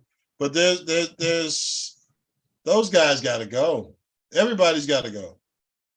I mean, and I didn't know who this guy was. This Sharunas, general manager, whoever the hell this some gun is. They brought in his general manager, but he has no clue as to what the hell he's doing in the NBA. I guess they brought him over from Europe, I don't know, but everybody's got to go. That's secret re-signing of Billy Donovan after last season to an extension. Are you kidding me? What the hell are you doing? What are you doing? He hasn't done anything for you. He's not even developing the guys you got. But your boy Reinsdorf is 87, 88 years old. I mean, big ups to him. Well, I mean, so whoever, his son, whoever supposed to be running these franchises, either you got to sell something, or you got to get somebody in there that knows what they're doing. I know he's a immensely loyal owner to players and people he's putting in position to win for him, but you haven't drafted Michael Jordan. It's not 1983. I mean, it's not 84. That was luck. Derrick Rose was luck. Hey, the Raptors drafted Grady Dick, drop dead gorgeous, out of Kansas. Yeah, he can shoot. Hey, but this Mark, he's out of Kansas. He's got red bottom shoes. He wore red bottom shoes to the draft, and his name is Grady Dick. He wore a gold chain with GD on it. I'm like, somebody's gonna have to have a talk with him before he comes to Chicago in LA. You know what I mean? Yeah, he's out there with Drake. He'll be fine. Yeah, if he was some sort of melanated with a GD charm and red bottom shoes, they'd be blaming Reggie Rose for everything. He's out of that kid can shoot, man. I like him. Yeah, I mean, any other of these players you like before we move on, because you got the twins, Amen Thompson and Alsar Thompson. One went to the Rockets, one went to the Pistons. Anthony Black, Bilal Coulibaly, Geraci Walker. Yeah. Any of these guys, nobody from Illinois was drafted in the first 2 rounds. That's interesting. Yeah, I mean, they all left the school, so I don't know who would have got drafted. But yeah, I mean, the draft is just it's a crapshoot. And we don't get our hometown talent in championship. Yeah, I would be fine. Scouting the second round in the draft nowadays, because these first round picks are all. That's where you got Joker from. You're right. The first round picks are all 17, 18-year-old kids who got trophies on every level. Yeah, but the second round, you're ending up with 4-year players or players that have developed themselves, not have Mentally learned the and damn working on game. the game, got a Yeah, college yeah, degree. Yeah. yeah. But unless it's wam yam yam yanni, I'm not impressed by any of this crap. Well, Golden State, before I do that, coach said 327 cars towed for Pride Parade, 25 tow trucks. Coach got 21. You were asking about that. So he's got 21. He got 21 of those misgenders and the misgender supporters cars out there. Look at Coach. 7 Rush Street, 14 Pride. Yeah, just don't let them know your company's name. There's a cancel culture going on, and you don't want to be part of it. Good job, Coach. Stack your chips. Stack your chips, Coach. But Golden State's management, because Dunleavy's son, Dunleavy is at the helm now. Oh yeah, Junior. Senior. Junior. Yeah, he's at the helm. He's the GM. New GM. Okay. And so him and Steve Kerr said they're moving away, which we said here on Mouthpiece included years ago. They're moving away from drafting these, projects, these kids who just don't know how to play basketball yet, but they got a high upside. He said they finally moved beyond that. Looking at it, when they drafted Klay Thompson, he was developed. When they drafted Steph Curry, he's a son of an NBA player. He was developed, played 2-3 years at Davidson. You know what I'm saying? So was Klay Thompson. Correct. Yeah. So did Draymond. Yeah. Why am I bringing in players that are calling themselves professionals that I somehow have to develop to the point that they can make it in the NBA? It makes no sense. I got to teach them the game for their first 4-year contract, and then max them out. Max them out. Hope I can resign them. And then they come up in the playoffs after getting punched in their face. You know what I mean? Because Mike Tyson said everybody's got a plan until Draymond Green punches them in the face. Punch them right in the mouth. Yeah, and then they don't do anything in the playoffs. Nothing. Yeah. Well, because they haven't been there. I tell my bench coach, he's like, this kid's doing this, that, and the other, this, that, and the other. I was like, well, he's doing fine, but you got to realize, it gets different when the lights come on. He hasn't played for anything, and he's not facing the best talent of the opposing teams when the lights are on. Right. So when the lights come on, all of these kids aren't going to perform. You got specified players who've been in pressure situations, Deuce, who've succeeded in those situations. Who's proven. Yeah, and they're not going to bend. So, I know this kid can play, and I know he's a good player. And the kid needs opportunity. Yeah. But let's not start sucking each other's vitamin D. Right. Right. Yeah, it's different when the lights come on, and once he proves it when those lights come on, then I'm all with him. But you got to realize that everybody can't get it done. No, and that's all it is. Just put them in a position to win. Yeah, I do agree that practice is what you should be using to get players on the field, but at the same time, game time is game time. Game time is game time. And everybody ain't the same when the game time. Man, we had players who used to shine in practice. Boy, we get them out in the game in high school. Boop, that traveling, no sir, son. No sir, son. Traveling, that's no sir. You're like, damn, dude, you won't be doing that shit in practice. Yeah, this is different. That's a little pressure. Enough of the draft. How AAU ruined basketball, plus hot weeklies, political topics. We did pick a booger of the week. Now, I was kind of mixed in between. What's your girl's name for ESPN? She likes to come out there. She came out there and, we'll talk about her and talked about the second round pick's criminal history, right there at the draft, in front of his family, his parents, the kids. So she was definitely in consideration, but his criminal history, you son of a guy. Yeah, she was talking about him. He's a witness somehow in a case where some rest or soul girl got killed when he was in college. And she brings that up at the draft thing. Alabama. Yes. The one Jordan drafted. Yeah. The kid, there was a situation where there was a murder in there. One of the players gave another player a gun, and this young lady unfortunately lost her life. But wow. So that was her topic during the draft. Brought that right up. How does this key into anything? He still went number 2, like, you know, and she has a history. Malika Andrews, that's her name. Andrews. Yeah. She's got a history of going in on the brothers, but, you know, don't talk about the Bill Romanowskis or nobody. Well, that's old stuff. We just want to talk about the most recent young potential Pookie that we can vilify, damage his bag, and and make light of a situation that he wasn't even part of. It just happened at his university. So it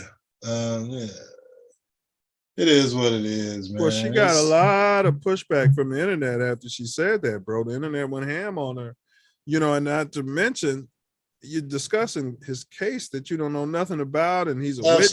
Nothing. You're putting his life in danger, his family's life in, like, right? Like, is that the research you're doing? Let me find the dirt on all these draft picks. Well, I mean, that's the easier, that's low hanging fruit. She can go out and make this story. It's a usual topic. Pookie's part of a murder situation, but he's trying to pull himself up by his bootstraps. He was drafted second in the NBA. Maybe the NBA will investigate this, and we'll get back to it later.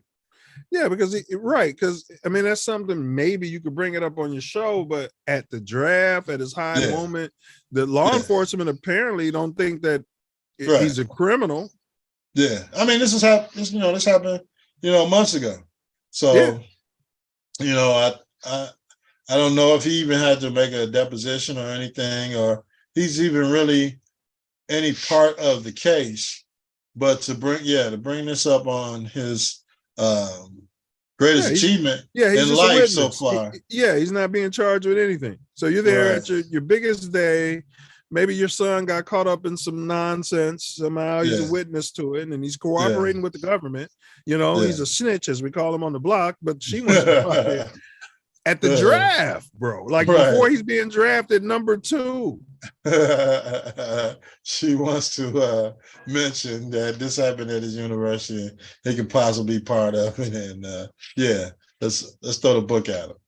I mean, that's modern day media. They're looking for sensational stories, or she wants to be the lead in just in case, there is some fire to this haystack that she can spark the match later on, man. Could it have anything to do with the pink vitamin D that she's taking? Because she's absolutely married. Absolutely. Yeah, that's I think, because I guarantee if you take the makeup off her, I guarantee you the brothers weren't interested in her through her high school and college days. Something happened. She doing what she can to be who she want to be. I know I can. Yeah. Be what I want to be. Yeah, and she wants to, get revenge on the black men for any interest in her when she was coming up. Kamala Harris. Yeah. Same. All right, but let's get to our booger of the week. It's Colin Cowherd. He's a recurring booger. Oh yeah, he's definitely a potential booger of the week every week of the year. But go ahead.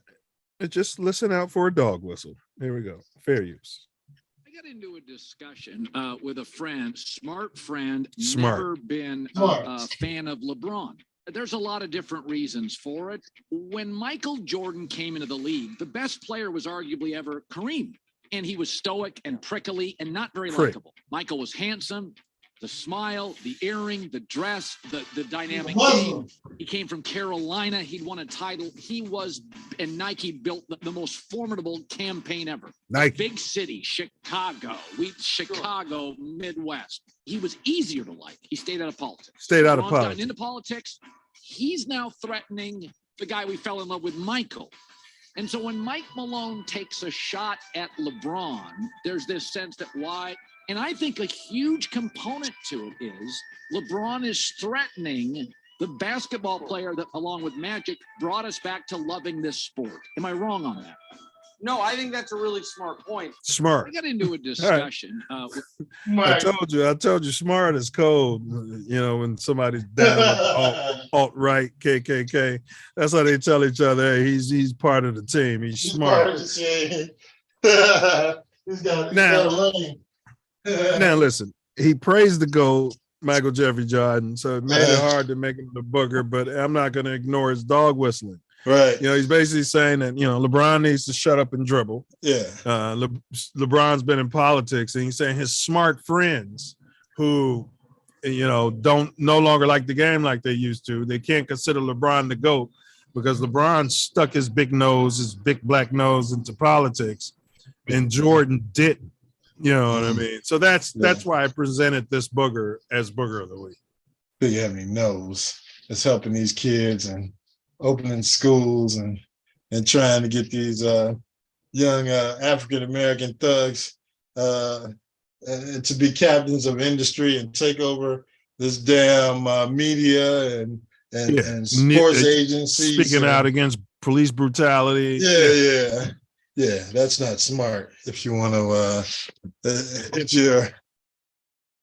you're looking at it from my point of view. So, yeah. I mean, he called Kareem a prick. Remember, Kareem used to stand up for social justice too. So he literally was saying that, you know, the reason Jordan was liked is because, you know, he played the game differently. And, you know, and then LeBron came back and became a prick because he's speaking out for social justice for black people. Well, and it's also different now that he can't attack Kareem for being a Muslim because, you know, it's a protected category now as far as religion is concerned. Otherwise, you know, he just go back to, you know, what he's thinking in his head that this black Muslim prick, you know, is you know, sticking his nose into the political arena. And Kareem is smart. You know, he reads a few books here and there, I'm sure, over his lifetime. And you know, he knew how the media was doing him. You know what I mean? And so he didn't respect it. He was kind of like Kyrie. Yeah, but you didn't have as much media coverage back then. Yeah, you're on tape delay. and social media to get the story out that they're attacking him for his choice of religion, his choice of views of helping his people, his choice of views of not kowtowing to these owners and the situation that you're in. You know, you come to me, I'm Cap. You know, so he's you know, Callagher was probably just going back to what his ancestors thought of Kareem, or his mentors in the media business thought of Kareem when he changed his name from Lou Alcindor. Oh yeah, they don't like that. When Ali changed his name, they don't like that. That's the name your damn daddy gave you, boy. That's your slave name. Don't change it. So you know, you got him suggesting that the reason people don't consider LeBron the GOAT is because of his political views. Hey, listen, that has nothing to do with my assessment of Mike being a GOAT. We're talking about what happens between those lines when you step on the basketball court. Right. That's it. Yeah, but you know, as a point of relevance for all of these damn writers, they gotta stretch the story in any direction that they can. So they stretch it to, you know, his political views will always keep me from considering him the GOAT when, you know, it all comes down to basketball. And, you know, politics has nothing to do with basketball and being the greatest player of all time. You know, we know who that is. Yeah, so Colin Cowherd, Booger of the Week? Absolutely. Yeah, absolutely. He's always a booger. I mean, that crap he puts on the national media, I can't believe he doesn't get dinged for much of the crap that he spews out on a daily basis on different players. I know he knows how. His daughter's getting dinged. Oh, is she?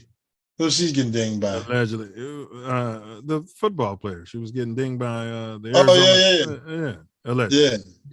Yeah. That's the reason for his vitriol toward athletes, probably as well. But yeah, Kyler Hurd is booger of the week, potential booger of the week every week with the crap he puts out there about melanated players just to keep himself relevant. You know, I guess he didn't see the story about Bill Romanowski and his wife either out there scamming America, keeping America from being great again. No, he didn't say that. And they say that, you know, if you're a racist or if you're anti this, anti that, your kids embrace what you're anti. Yeah. So the fact that she's well, we don't know what's in his heart, though. Yeah, we need to say that. We don't know what's allegedly in his heart. That's a good point. So, all right. So we have our booger of the week. So let's go ahead and get to our main topic, how AAU ruined basketball, plus our hot weekly topics, which we just covered. We're going to get into how has the AAU ruined our game, and what are your thoughts on this? Before you do that, let me lead into. There was a time when basketball was free. The reason we were able to dominate it was because all you needed was a ball, and there was these courts in the park, and you just went out there and you played and you developed your game. You know, you maybe played for a grade school team if you were fortunate, and then you went off to play against your high school team when they had coaches who usually have laced them up on some capacity and could teach you the fundamentals of the game. But in your mind's eye, let's go ahead and unpack the AAU. You're a coach. And, you know, how it's ruined our game that we love so much. Well, you know, of course, it's monetized the game for coaches and players. And money grab. These organizations that are grabbing money from these players or shoe companies or whoever's paying them to stay in the business of basketball. When when they say this crap's been around for 30 years, I mean, you know, we were coming up, we were I guess that would have been 40 years ago. You know, get a ball, go to the court. You'd have a standing game at certain parks every certain days of the week where, you know, you can go there and you get some ball in. And it went away from that. Which makes it kind of like baseball now, because I remember when my niece was coming up, my brother was talking about all the money he's got to spend, and he just wanted her to get some games in, and nobody's playing on the park anymore because they're terrified of gangs and all the stuff that's been put out in the media. Right. Instead of putting security out there and having a cop at the park and letting the kids do their thing. They funnel everybody to these indoor AAU where you got to pay money, which is excluding the kid who just came out of the projects or whatever, had him a basketball, didn't even have a basketball, went to the court where somebody had a basketball and was able to develop his skill. Yeah, I mean, you know, I think it's more along the violence because, I mean, there was some great gang banging basketball players out there. Yes. We used to be out there balling against them. And if they're balling, they're not gang banging. Thus, midnight basketball. Go ahead. Yeah, go ahead. Yeah. So, you know, it was helping the community because for the most part, when you got through playing that day, which wasn't no damn 2-3 games, you out there playing for 2-3 hours, 3-4 hours, you know. Yeah, you know these guys in the community, they know you. You after that, you know, either you're going to get something to eat, you're chilling, you get you a little 40 that y'all split between y'all, whatever was going on. You know, allegedly 40 between 3-4 people. Yeah. And you go back on, you know, how you balled that day. But you know, now mom's got to take you to this game. You got to set up to go to a game in another city. You're traveling around either your entire city, you're going to another state to play another team. And Oftentimes you have a bum coach. I Yeah. remember I talked to my niece's AAU coaches, and not one of them knew what the hell they were talking about when it came to the game of basketball. When they did practice, some of the drills they would do, they would go back and forth passing a tennis ball to each other. Why don't you use a basketball? it's just see YouTube drills on that everybody's using. This shit that they have for baseball. I mean, you know, Reinventing the wheel. yeah, I see some of the shit they're doing in other countries because of the lack of resources. But the stuff here that they do in the United States, everybody wants to have their own particular drill to make their own particular player better. Hit the ball to the player catches the ball, and you try and complete plays and do scenarios of what they're going to do in the game. Repetition. Yeah, batting practice. You hit off the tee, and then we do some I pitch to do batting practice. I pitch inside, outside, high, low, and trying to adjust your swing to hit the damn ball. But all of this, all this crap that they're coming up with, to reinvent the wheel, everybody wants to be a star. Let the stars be stars and just teach them the fundamentals. Bro, and it's, with this new shoot the three. So they would have her Steph Curry game, baby. Yeah, they would have her take the step back, shoot the step back, shoot the three. And it's like, no, and the parents and the family is saying, no, we want her working in the paint. We want her taking, but no, and they'll tell you today's game is different. You got to be doing the step back and you got to be doing this nonsense. And these players, these people, these coaches you're talking to have no idea of what they're talking about. Yeah. Yet they're taking the checks from families who may not have a legacy of basketball in their, in their history. In your case, baseball, but if your children were in an AAU baseball program, and you didn't know baseball, you and your wife didn't know baseball, you're beholden to these idiots, and you're telling your children to listen to these idiots, and these children are getting missed messages. My coach told me to do this dumb stuff. And on the one hand, listen to your coach, but on the other hand, your coach is an idiot. Yeah, and baseball, keep switching out the subject. The comparison is the pitch count. Well, you had these kids out there throwing 100 and what games were I looking at this week? 140, 130 pitches in a game at 13, 14, 15 years old. I mean, that's a pitch load for a major league pitcher. A lot of coaches' excuses, well, they're pitchers only. That's all they do is pitch. So they're going to get 5-6 days rest after that. But there's no reason for a kid that age to be throwing that many damn pitches, So there's no reason for an adult to be throwing that many pitches. Right. So then you go back to basketball, you're not developing that whole game as far as the team is concerned. Well, I guess they are. They're considering that this is a Euro game now. I got 4 players that can shoot 3-pointers, and one person that maybe is going to rebound, and I'll send another to crash the board. But they're encouraging everybody to shoot the three. And to your point, you likened it to baseball, but I think I know where you're going with that. Like they're coaching nonsense, bro. So and so to your point, too many games. The AAU is about having all these games and even the kids who can't shoot threes, they're telling them to shoot threes. That's what I'm saying, but they're telling them to do it in games. And me and my brother used to be like, no, you develop what they're asking you to do in practice, but in game time, you do what you can do. Right. And if it's rebounding and playing defense and shooting the mid-range in the paint, right. That's what you do. Because that's what you can do.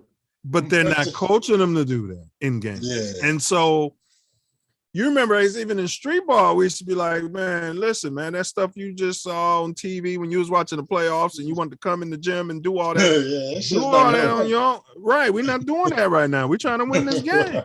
Right. Absolutely. The real counterpoint to that is in baseball, the long ball versus playing the small Hit ball for game. contact. Right. Yeah. Right. Sometimes you need the small ball game to get those runs across when you can't hit the long ball because you're facing a better pitcher, or in basketball you're facing a better 3-point defense. Or you're So facing an average pitcher on his best day.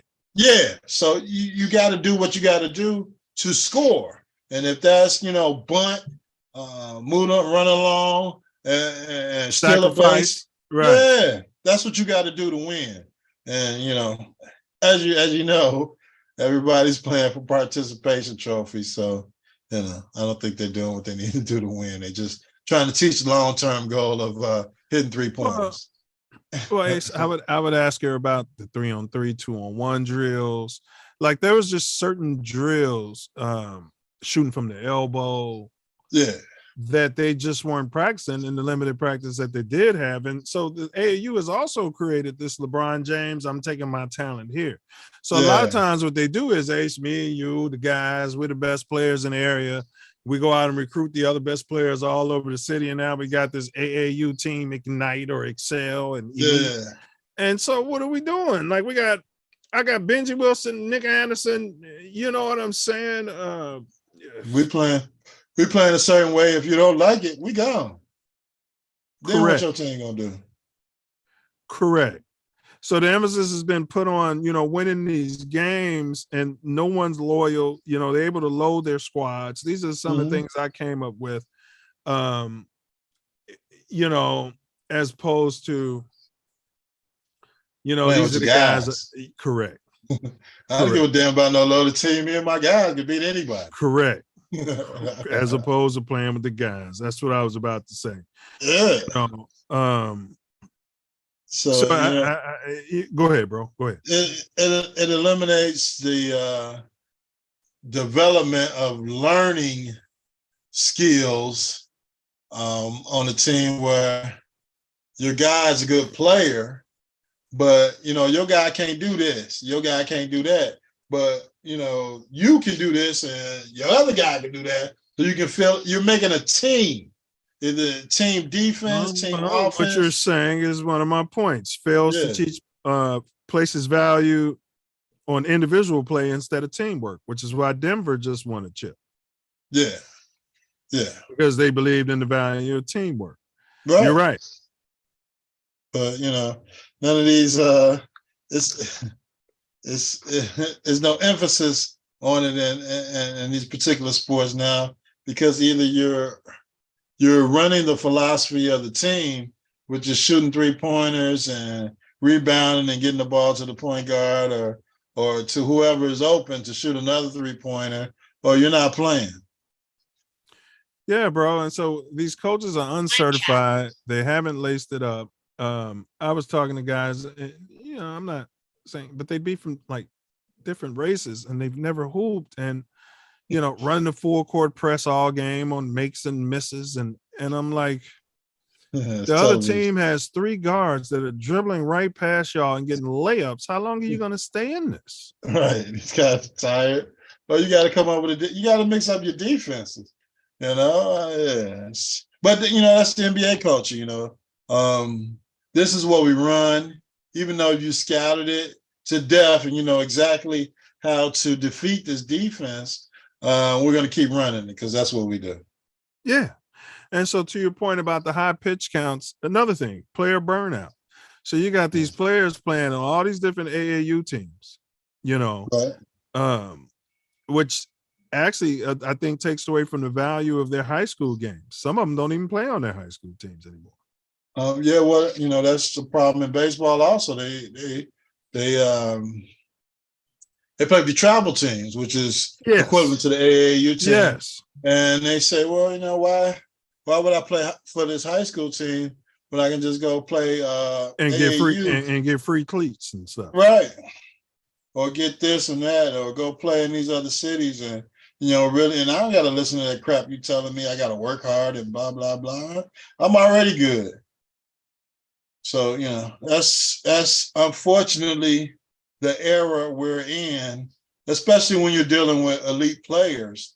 They don't feel that they don't have to put in X amount of effort because, you know, these coaches are telling them that I'm going to lead you to, you know, not even having to play at your high school anymore. I can get you on one of these elite teams, and then 2 more years, you'll be in the damn draft. And what is that high school coach And going they're to tell telling you now? everybody on that roster that. Yeah, yeah. And, you know, everyone's believing it until it doesn't happen. You know, yeah. So, I mean, I, you know, think the money grab is a huge part of it as well, as we mentioned earlier. Yeah. You're filtering out a lot of players who can't make it. And you mentioned Europe. These guys, they're using some of the older tapes of fundamentals to develop the Jokic's. They're not using all this nonsense crap of today to develop their players. And that's probably why they're in the league dominant. Yeah. So, you know, they don't play defense anymore. Yeah, they don't do this, that, and the other anymore. But this is these are the glory years of basketball, and these are the fundamentals, and this what made these great players great.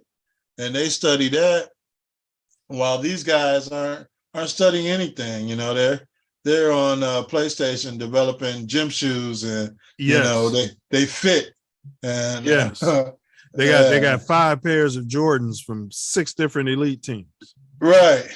And getting to either the G League or these elite management companies for high school players that they don't have to go to college. They can sit out a year or two, just they being don't have a to basketball they player. don't have to get a job at Jules. Right. And next thing you know, they're eligible for the draft and they get drafted. These let me look at here. The Scoot went to G League Ignite. Okay, he put in some work. Yeah, his family had their own gym. So big ups to them. Like they had their own gym. Like, you know, if y'all had y'all own baseball thing, that's how he came up through that. His sister Cole too. His sister That's Cole. what's up. She's still in high school. So yeah, I mean, you know, he came up through his own program, but go ahead. You got this overtime elite. AD is one of these guys. Look, he doesn't want to play. He's on bed rest. Yeah. You got this overtime elite that the brothers came through that got drafted. And, you know, it leads to Metropolitan 92s. Billy Koulibaly came through. Oh, that's the same thing as Wembanyama. Oh yeah, the Wembanyama was Metropolitans 92, but he played pro ball. So yeah. But Scoot was G League elite. Both the twins was overtime elite. Bilal Koulibaly Metropolitan, so he's out of that same league. So yeah, you know, and it's interesting. So even so, when they go to college, they're usually a college coach usually has college basketball or playing experience. Yeah, but who's coaching these kids? It's all politics. I mean, it's like going to the military and you're going in the war with this guy who got a degree. Oh yeah, he trained somewhere else. Yeah, they made him your major. Leading you in the war, he ain't never been in a damn battle before. No. How the hell that work out? Trained with military elite, private. Yeah. I worked on drones. Yeah. I was a chief drone officer for the United States Army. Well, we in the infantry. How the hell is that gonna help us? Yeah, man. Well, go ahead and give us your final words. I want you to talk to the kids and the parents. I mean, I don't know. I mean, it seems like it's the only way. But it's just weird, bro, how in this day and age, I guess I'll save it for my final words, but I drive up and down the street and all these basketball courts are empty, bro. I just saw a clip from was it Spice? It might have been Spice Adams. talking to Shaq and someone else, a couple of other basketball elite, like what's going on in the parks? Why are the parks all empty and nobody's playing ball on these courts? It's easy. There's nobody playing ball. I mean, it's either on the PlayStation game, you had COVID, and you got these leagues. They wasn't out now. there before COVID. Well, you got all these leagues now where you're so, quote unquote, playing against the best players by going to playing in these AAU tournaments at these basketball camps, getting to the highest level of ball by playing against guys that are paying to be at tournaments or paying to be in camps or playing to be on teams. When we came up, it was basically you go out there and you find a court where somebody's playing and y'all balling all day. And the word got out, we balling all day at this court on this certain day. If nobody's balling that day, you keep balling till somebody else come out there and ball, or you go to another court where there's some games going on and you hooped all day until you got your game in, until you got your rhythm, you got your good sweat. But it's not about that nowadays. It's about being on the team and having a uniform with your name on your back and playing in the tournament with these refs that you say suck, against these players that you say suck. And at the end of the day, it all sucks. So, I hate that that's what basketball has come to. There is, solace in the hood. Even at Jackie Robinson Park, the kids will be out there playing ball. They're not elite players, but they're just having good runs out there trying to compete against one another. And that's all it was, competition.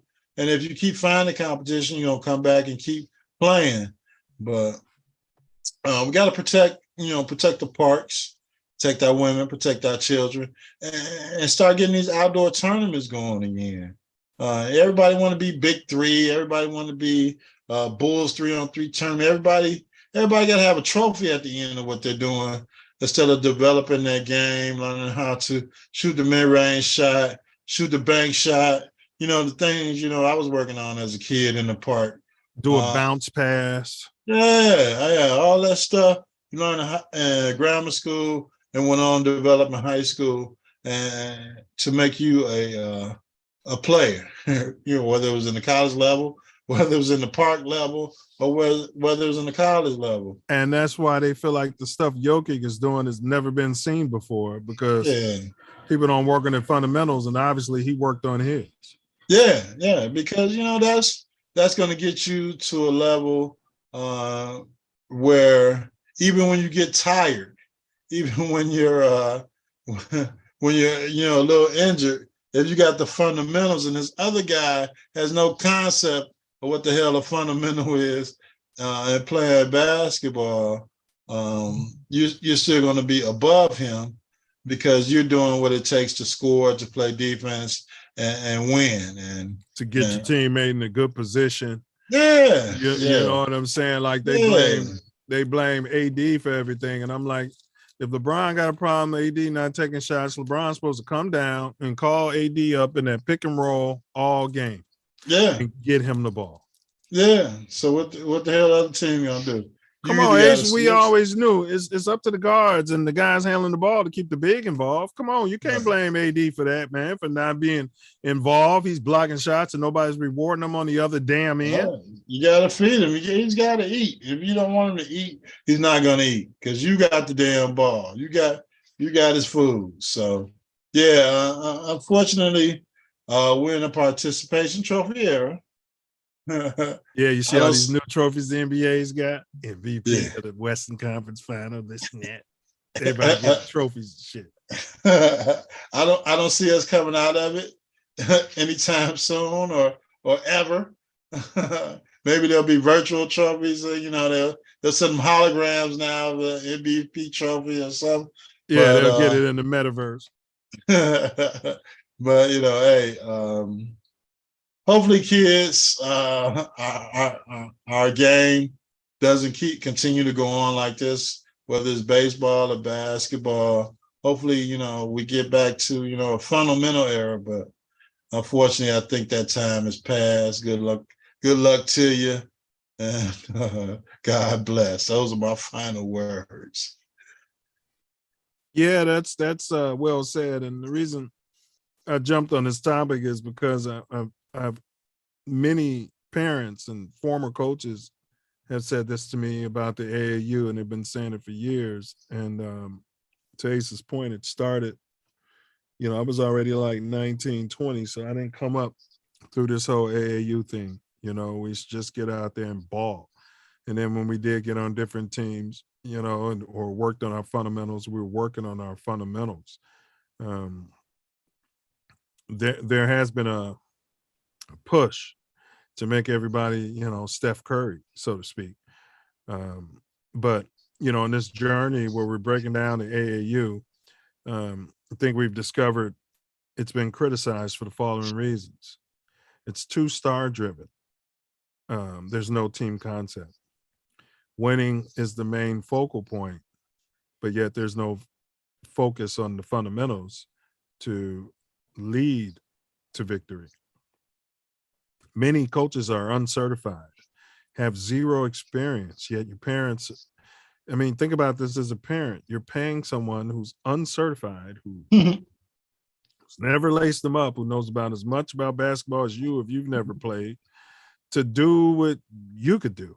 Right. Teach your kid how to win. Too many games, not enough practices. So obviously the value is on these games instead of practice. We talking about practice. We talking about practice. The too much weight is on individual play as opposed to teamwork. You have kids hit 3-4 straight shots, and then guys come down, and you see it in the NBA. Guys come down and just take their shot. Some random guy. It's like, I don't understand how that's okay. Joker just hit 5 straight baskets, and I come off the bench and jack up a three-pointer from the logo. But it's okay. Yeah. And they're learning that at AAU. Yeah. And burnout. These kids are playing a whole lot of games. Yeah. And it's leading to mental fatigue and physical fatigue. And so based on these criticisms that we both postulated today, I feel like it can be certainly concluded that AAU has ruined basketball by shifting the focus from teamwork and fundamental skills to individual play and winning at all costs. Yeah. What are you winning? Even in baseball, they play tournaments every weekend. They come up with a ring every weekend. Okay, you're the best player that weekend. You're supposed to be the best team that weekend. That's why you're in a tournament. But it is what it is. Yeah, rings. Yeah, meaningless rings. Yeah. I see your point. They got all these tournaments, and it's not. You should be playing for the Little League World Series. That's the ring. That's the only ring that matters. Yeah, Deuce had the opportunity to play travel this year in baseball, but I wasn't interested. Number one, because I thought the kids they're being worn out by the time they get to the end of the season, and I wanted to get mentally, yeah, and I want to have a chance to go after this chip at Williamsport, and I think 12 might be a little too early for travel ball because, as Joe went on. Well, when you say travel ball, are they traveling state to state or what? Staying in the region? They stay in the region, but some tournaments in different states. Louisiana and Mississippi and Yeah. Michigan and Yeah. Ohio. So you got your kids out here traveling all around the place. Yeah. You know what I mean? But God knows who. Well, you at that age, you got to go. So it's an expense on the family. There you go. And it's it is what it is. I mean, eventually in baseball, as they get older, those are the teams they're going to play for in the summer. But I've been through it with my oldest son, so I believe that it's going to come. So why make it so early? And if you're good, they're going to find you. Yeah, and we got Little League. Most of the states around the country, kids don't have an opportunity to participate in Little League, which is up to age 12. That's what you're going for, man. You want to be on television. You want to win the World Series, and you can do that as a 12-year-old, and then go on maybe next year to play travel ball or whatever you want to do. But for me, I just wanted the baseball to stay local. I wanted the local kids to have an opportunity to play with a stud, a couple studs on the team, and have an opportunity to win locally. And, to know that you can still achieve this. You might not be able to go to the World Series as a player, but you're gonna learn the fundamentals of baseball, learning how to win a baseball game, and then you can possibly go on to play high school baseball and get better when I'm not with you. I got parents that are saying, I'm not giving their child the opportunity to excel because I got a formula in place for my undefeated team to win every game. But every kid gets the opportunity to play. Every kid gets the opportunity to hit. And if it's not enough for your child who hasn't had a hit all season to take part of that opportunity, that's up to you. But I just want the kids to have a chance to play. And everybody, I'm volunteering. First and foremost, every coach play out there is volunteering. So let the kids play. Go ahead. So if you feel some kind of way about the way I coach my team, then I'm moving on to another level next year. You can come in and volunteer and see what you can do. But I want all the kids to play locally, have a chance to play in the park, go play against other parks. And if any park wants to come and play against us, we available. We got a field. We here. What you gonna do? But don't come to me talking about my formula of winning with your kid and my kid and the kids that are out there, doing what they can to win. And I'm volunteering, boots on the ground, these kids to play in the park in their neighborhood. So, that's what I'm here for. And, and as we put our team together, the challenge for the Little League World Series. And your program doesn't exclude, to your point, it doesn't exclude kids who might not be able to afford to travel around or don't have parents in a position to take days off from work and do all this travel team nonsense. Yeah, our league fees are $100, man.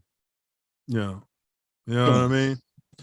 And I remember my brother telling me about AAU, and then when I even talked to one of the coaches about why aren't you teaching these kids fundamentals? And the response is they have to learn the fundamentals on their own. So why are they here all the damn time? What am I paying for if you're not teaching them the fundamentals? So Ace, now as a parent, you have to send them to fundamental camps and things like that to learn the fundamentals of the game. And then for them to even get practice using those fundamentals instead of just going to a local court every day, they got to now play on these leagues and pay money. And it's disastrous for our game, bro. Yeah, I mean, that's the AAU mentality. We're going to coach your elite player. Your elite player. No, you're going to coach the player I send you. He may be good, but he wants to be elite. and these are elite teams that he want to be in elite situations. If he's on the team, you got to coach him up to get better. But yeah. Well, you know, all the elite players are the ones whose parents probably already taught them the fundamentals. If you look at, you know, even with Scoot, his dad had their own gym. You know what I mean? Yeah. So, yeah. I mean, that's all the fun. I mean, take your kids. Your kids are elite. You know what I'm saying? But you've been putting in the work. You know what I mean? To take them to you gotta get your glove in the ground. You gotta catch that ball. You gotta knock the ball down. I mean, come on. It might take a bad hop, but you gotta stand there and knock it down. Yeah, not with your face, with your body. That's what your body's for. That's what you're leaning forward for. But don't turn your head. I mean, I used to turn my head on the scoop because I thought it was cool. You know what I'm saying? We used to do that at Raid. It's like, nah, our coach that out of us. Like, keep your head in there. Like, man, that ball might bounce up and hit me in the face, but that's all right. You know what I'm saying? Knock it down. Knock it down. Yeah. Because 9 times out of 10, it's not. Then you got your chest over above the ball. They ain't gonna make it to your face. So. Yeah, that's what I'm saying. At that point, you turn your head. The ball's coming towards your face. Right, but I was just turning my head to be cool. You know, you know, style and profile. Every now and again, you snag that ball with your head. Oh, most times I did. It was Negro League stuff. You know what I mean? But, you know, I had a coach that, you know, coached the fundamentals of the game. And thus we were undefeated. I think we lost like 1 game in 2 years. Yeah. It was a Hyde Park Little League. I know you Jackie Robinson guys don't, you know. We don't respect. I mean, I don't say we don't respect. Yeah, well, you guys were just starting back then. We had some good baseball players. I don't know if anybody ever panned out, come to look back on it all, but we played some good baseball. Big ups to the Hyde Park Neighborhood Club, which is still there. Yeah, I mean, but that's all it is the kids that were in the neighborhood that could play ball. Yeah. And we won. And if you want to come to our park, we'll beat you. And you want us to come to your park, we're going to beat you. That's exactly what it was. Yeah. You know, and then you had some all-star games where now you play. Yeah. But I always felt like all-star games are stupid. You know, just take the best teams and that's your all-star games. Yeah. You know what I'm saying? You shouldn't hold off those players. I made an all-star team, you know, don't get me wrong, but you know. But you want to play with your guy. You know what I'm saying? It all fits in. You know, it's like a soup. You know what I mean? All the ingredients. Yeah, all the ingredients. Yeah. We call that in-house versus all-star elite players. Yeah. And we all-stars. And then I get there and they had all their players pegged. I was younger than everybody. You know, I'm coming up. I'm already on the bench. Doesn't matter what I can do in practice. You know, I'm like, this is bullshit. You know, for lack of a better term. Yeah, but now we don't have those players. We don't have that many players. Southside baseball, black baseball, been killed. You know, especially after what happened in 2014 when you let these people from Little League come in and take the title away from these black kids because y'all couldn't agree on the map. And, you letting these other states, Las Vegas and Michigan, recruit kids from all over the states while these little African-American kids got to live in the same neighborhood. While you got South Korea, got 3 6-foot-tall, left-hand hitting 12-year-olds supposed to live in the same damn neighborhood. The hell out of here. And you would sit there and say Jackie Robinson cheated without any, you know what I mean? You got the Houston Astros, sounding out, what pitches are coming. Yeah. And they Houston kept the trophy, the money and everything. Everything. Yeah. The New England Patriots. I mean, that drop dead gorgeous Tom Brady threw his cell phone in the ocean. In the ocean. He said he dropped it while fishing. Yeah, it fell. Yeah. Stuff happens. But hey, we gotta keep fighting. We gotta keep fighting. We gotta keep fighting. So that's what we're gonna do this year. Shout out to the volunteer coaches, parents, all of them with their boots on the ground. Yeah. All of them with their boots on the ground, man. For sure. Because Idle Mind is a devil's workshop. You know what I'm saying? And one thing y'all are doing is keeping these kids' thoughts and vibrations onto, you know, cultivating their skills and For not, sure. you know, not taking shit from other people. You know what I'm Keep them saying? off the streets. Keep them off the streets, man. A lot of And- time we saving lives, man. That's really the ministry, and they concentrating on, you know, where they live at in the neighborhood. Correct. And the kid just want to play baseball. Yeah, You know what I'm saying? yeah. You know, But our paperwork straight this year, so we coming forward. yeah, we're gonna get it. Yeah, I wish I was at the shop, man. You know, I'll be checking the games out, man. You know, I come to games. I ain't doing shit else. You know what I'm saying? For sure. All right, so there is no self-love show today. The self-love show co-host, Brother Wordsmith, is in House stock. House Stock. He's at House Stock. There's a very limited Wi-Fi out there, which we figured. So if we do it later on in the week, we'll let you cats know. He's getting footage. If not, we'll see you next week. And then Big H, what about Mouthpiece Included? You got a topic in mind for next week there, fella?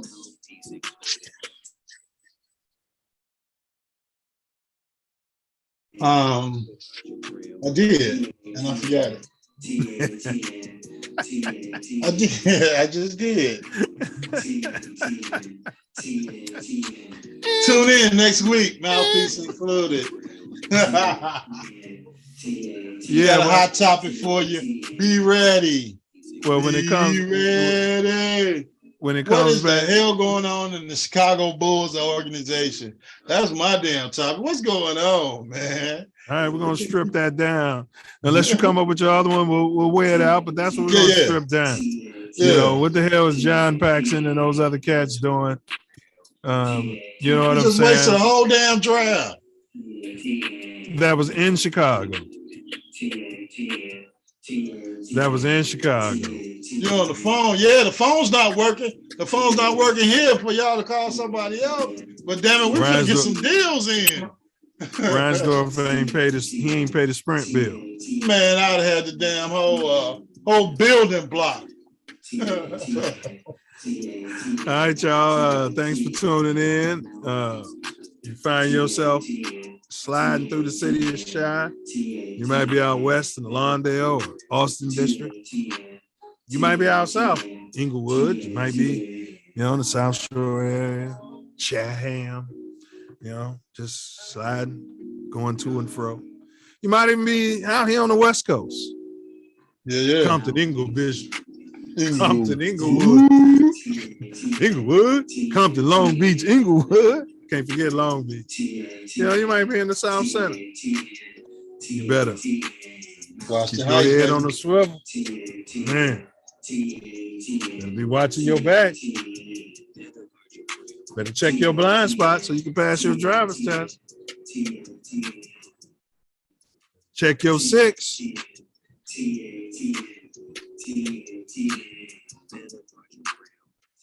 Better guard your grill. Mouthpiece Included. Knuckle up. TATN. And don't forget to. Don't forget it, baby. And don't forget to bring your mouthpiece. What up, butterfly? Yeah, Yeah. like that? Uh-huh.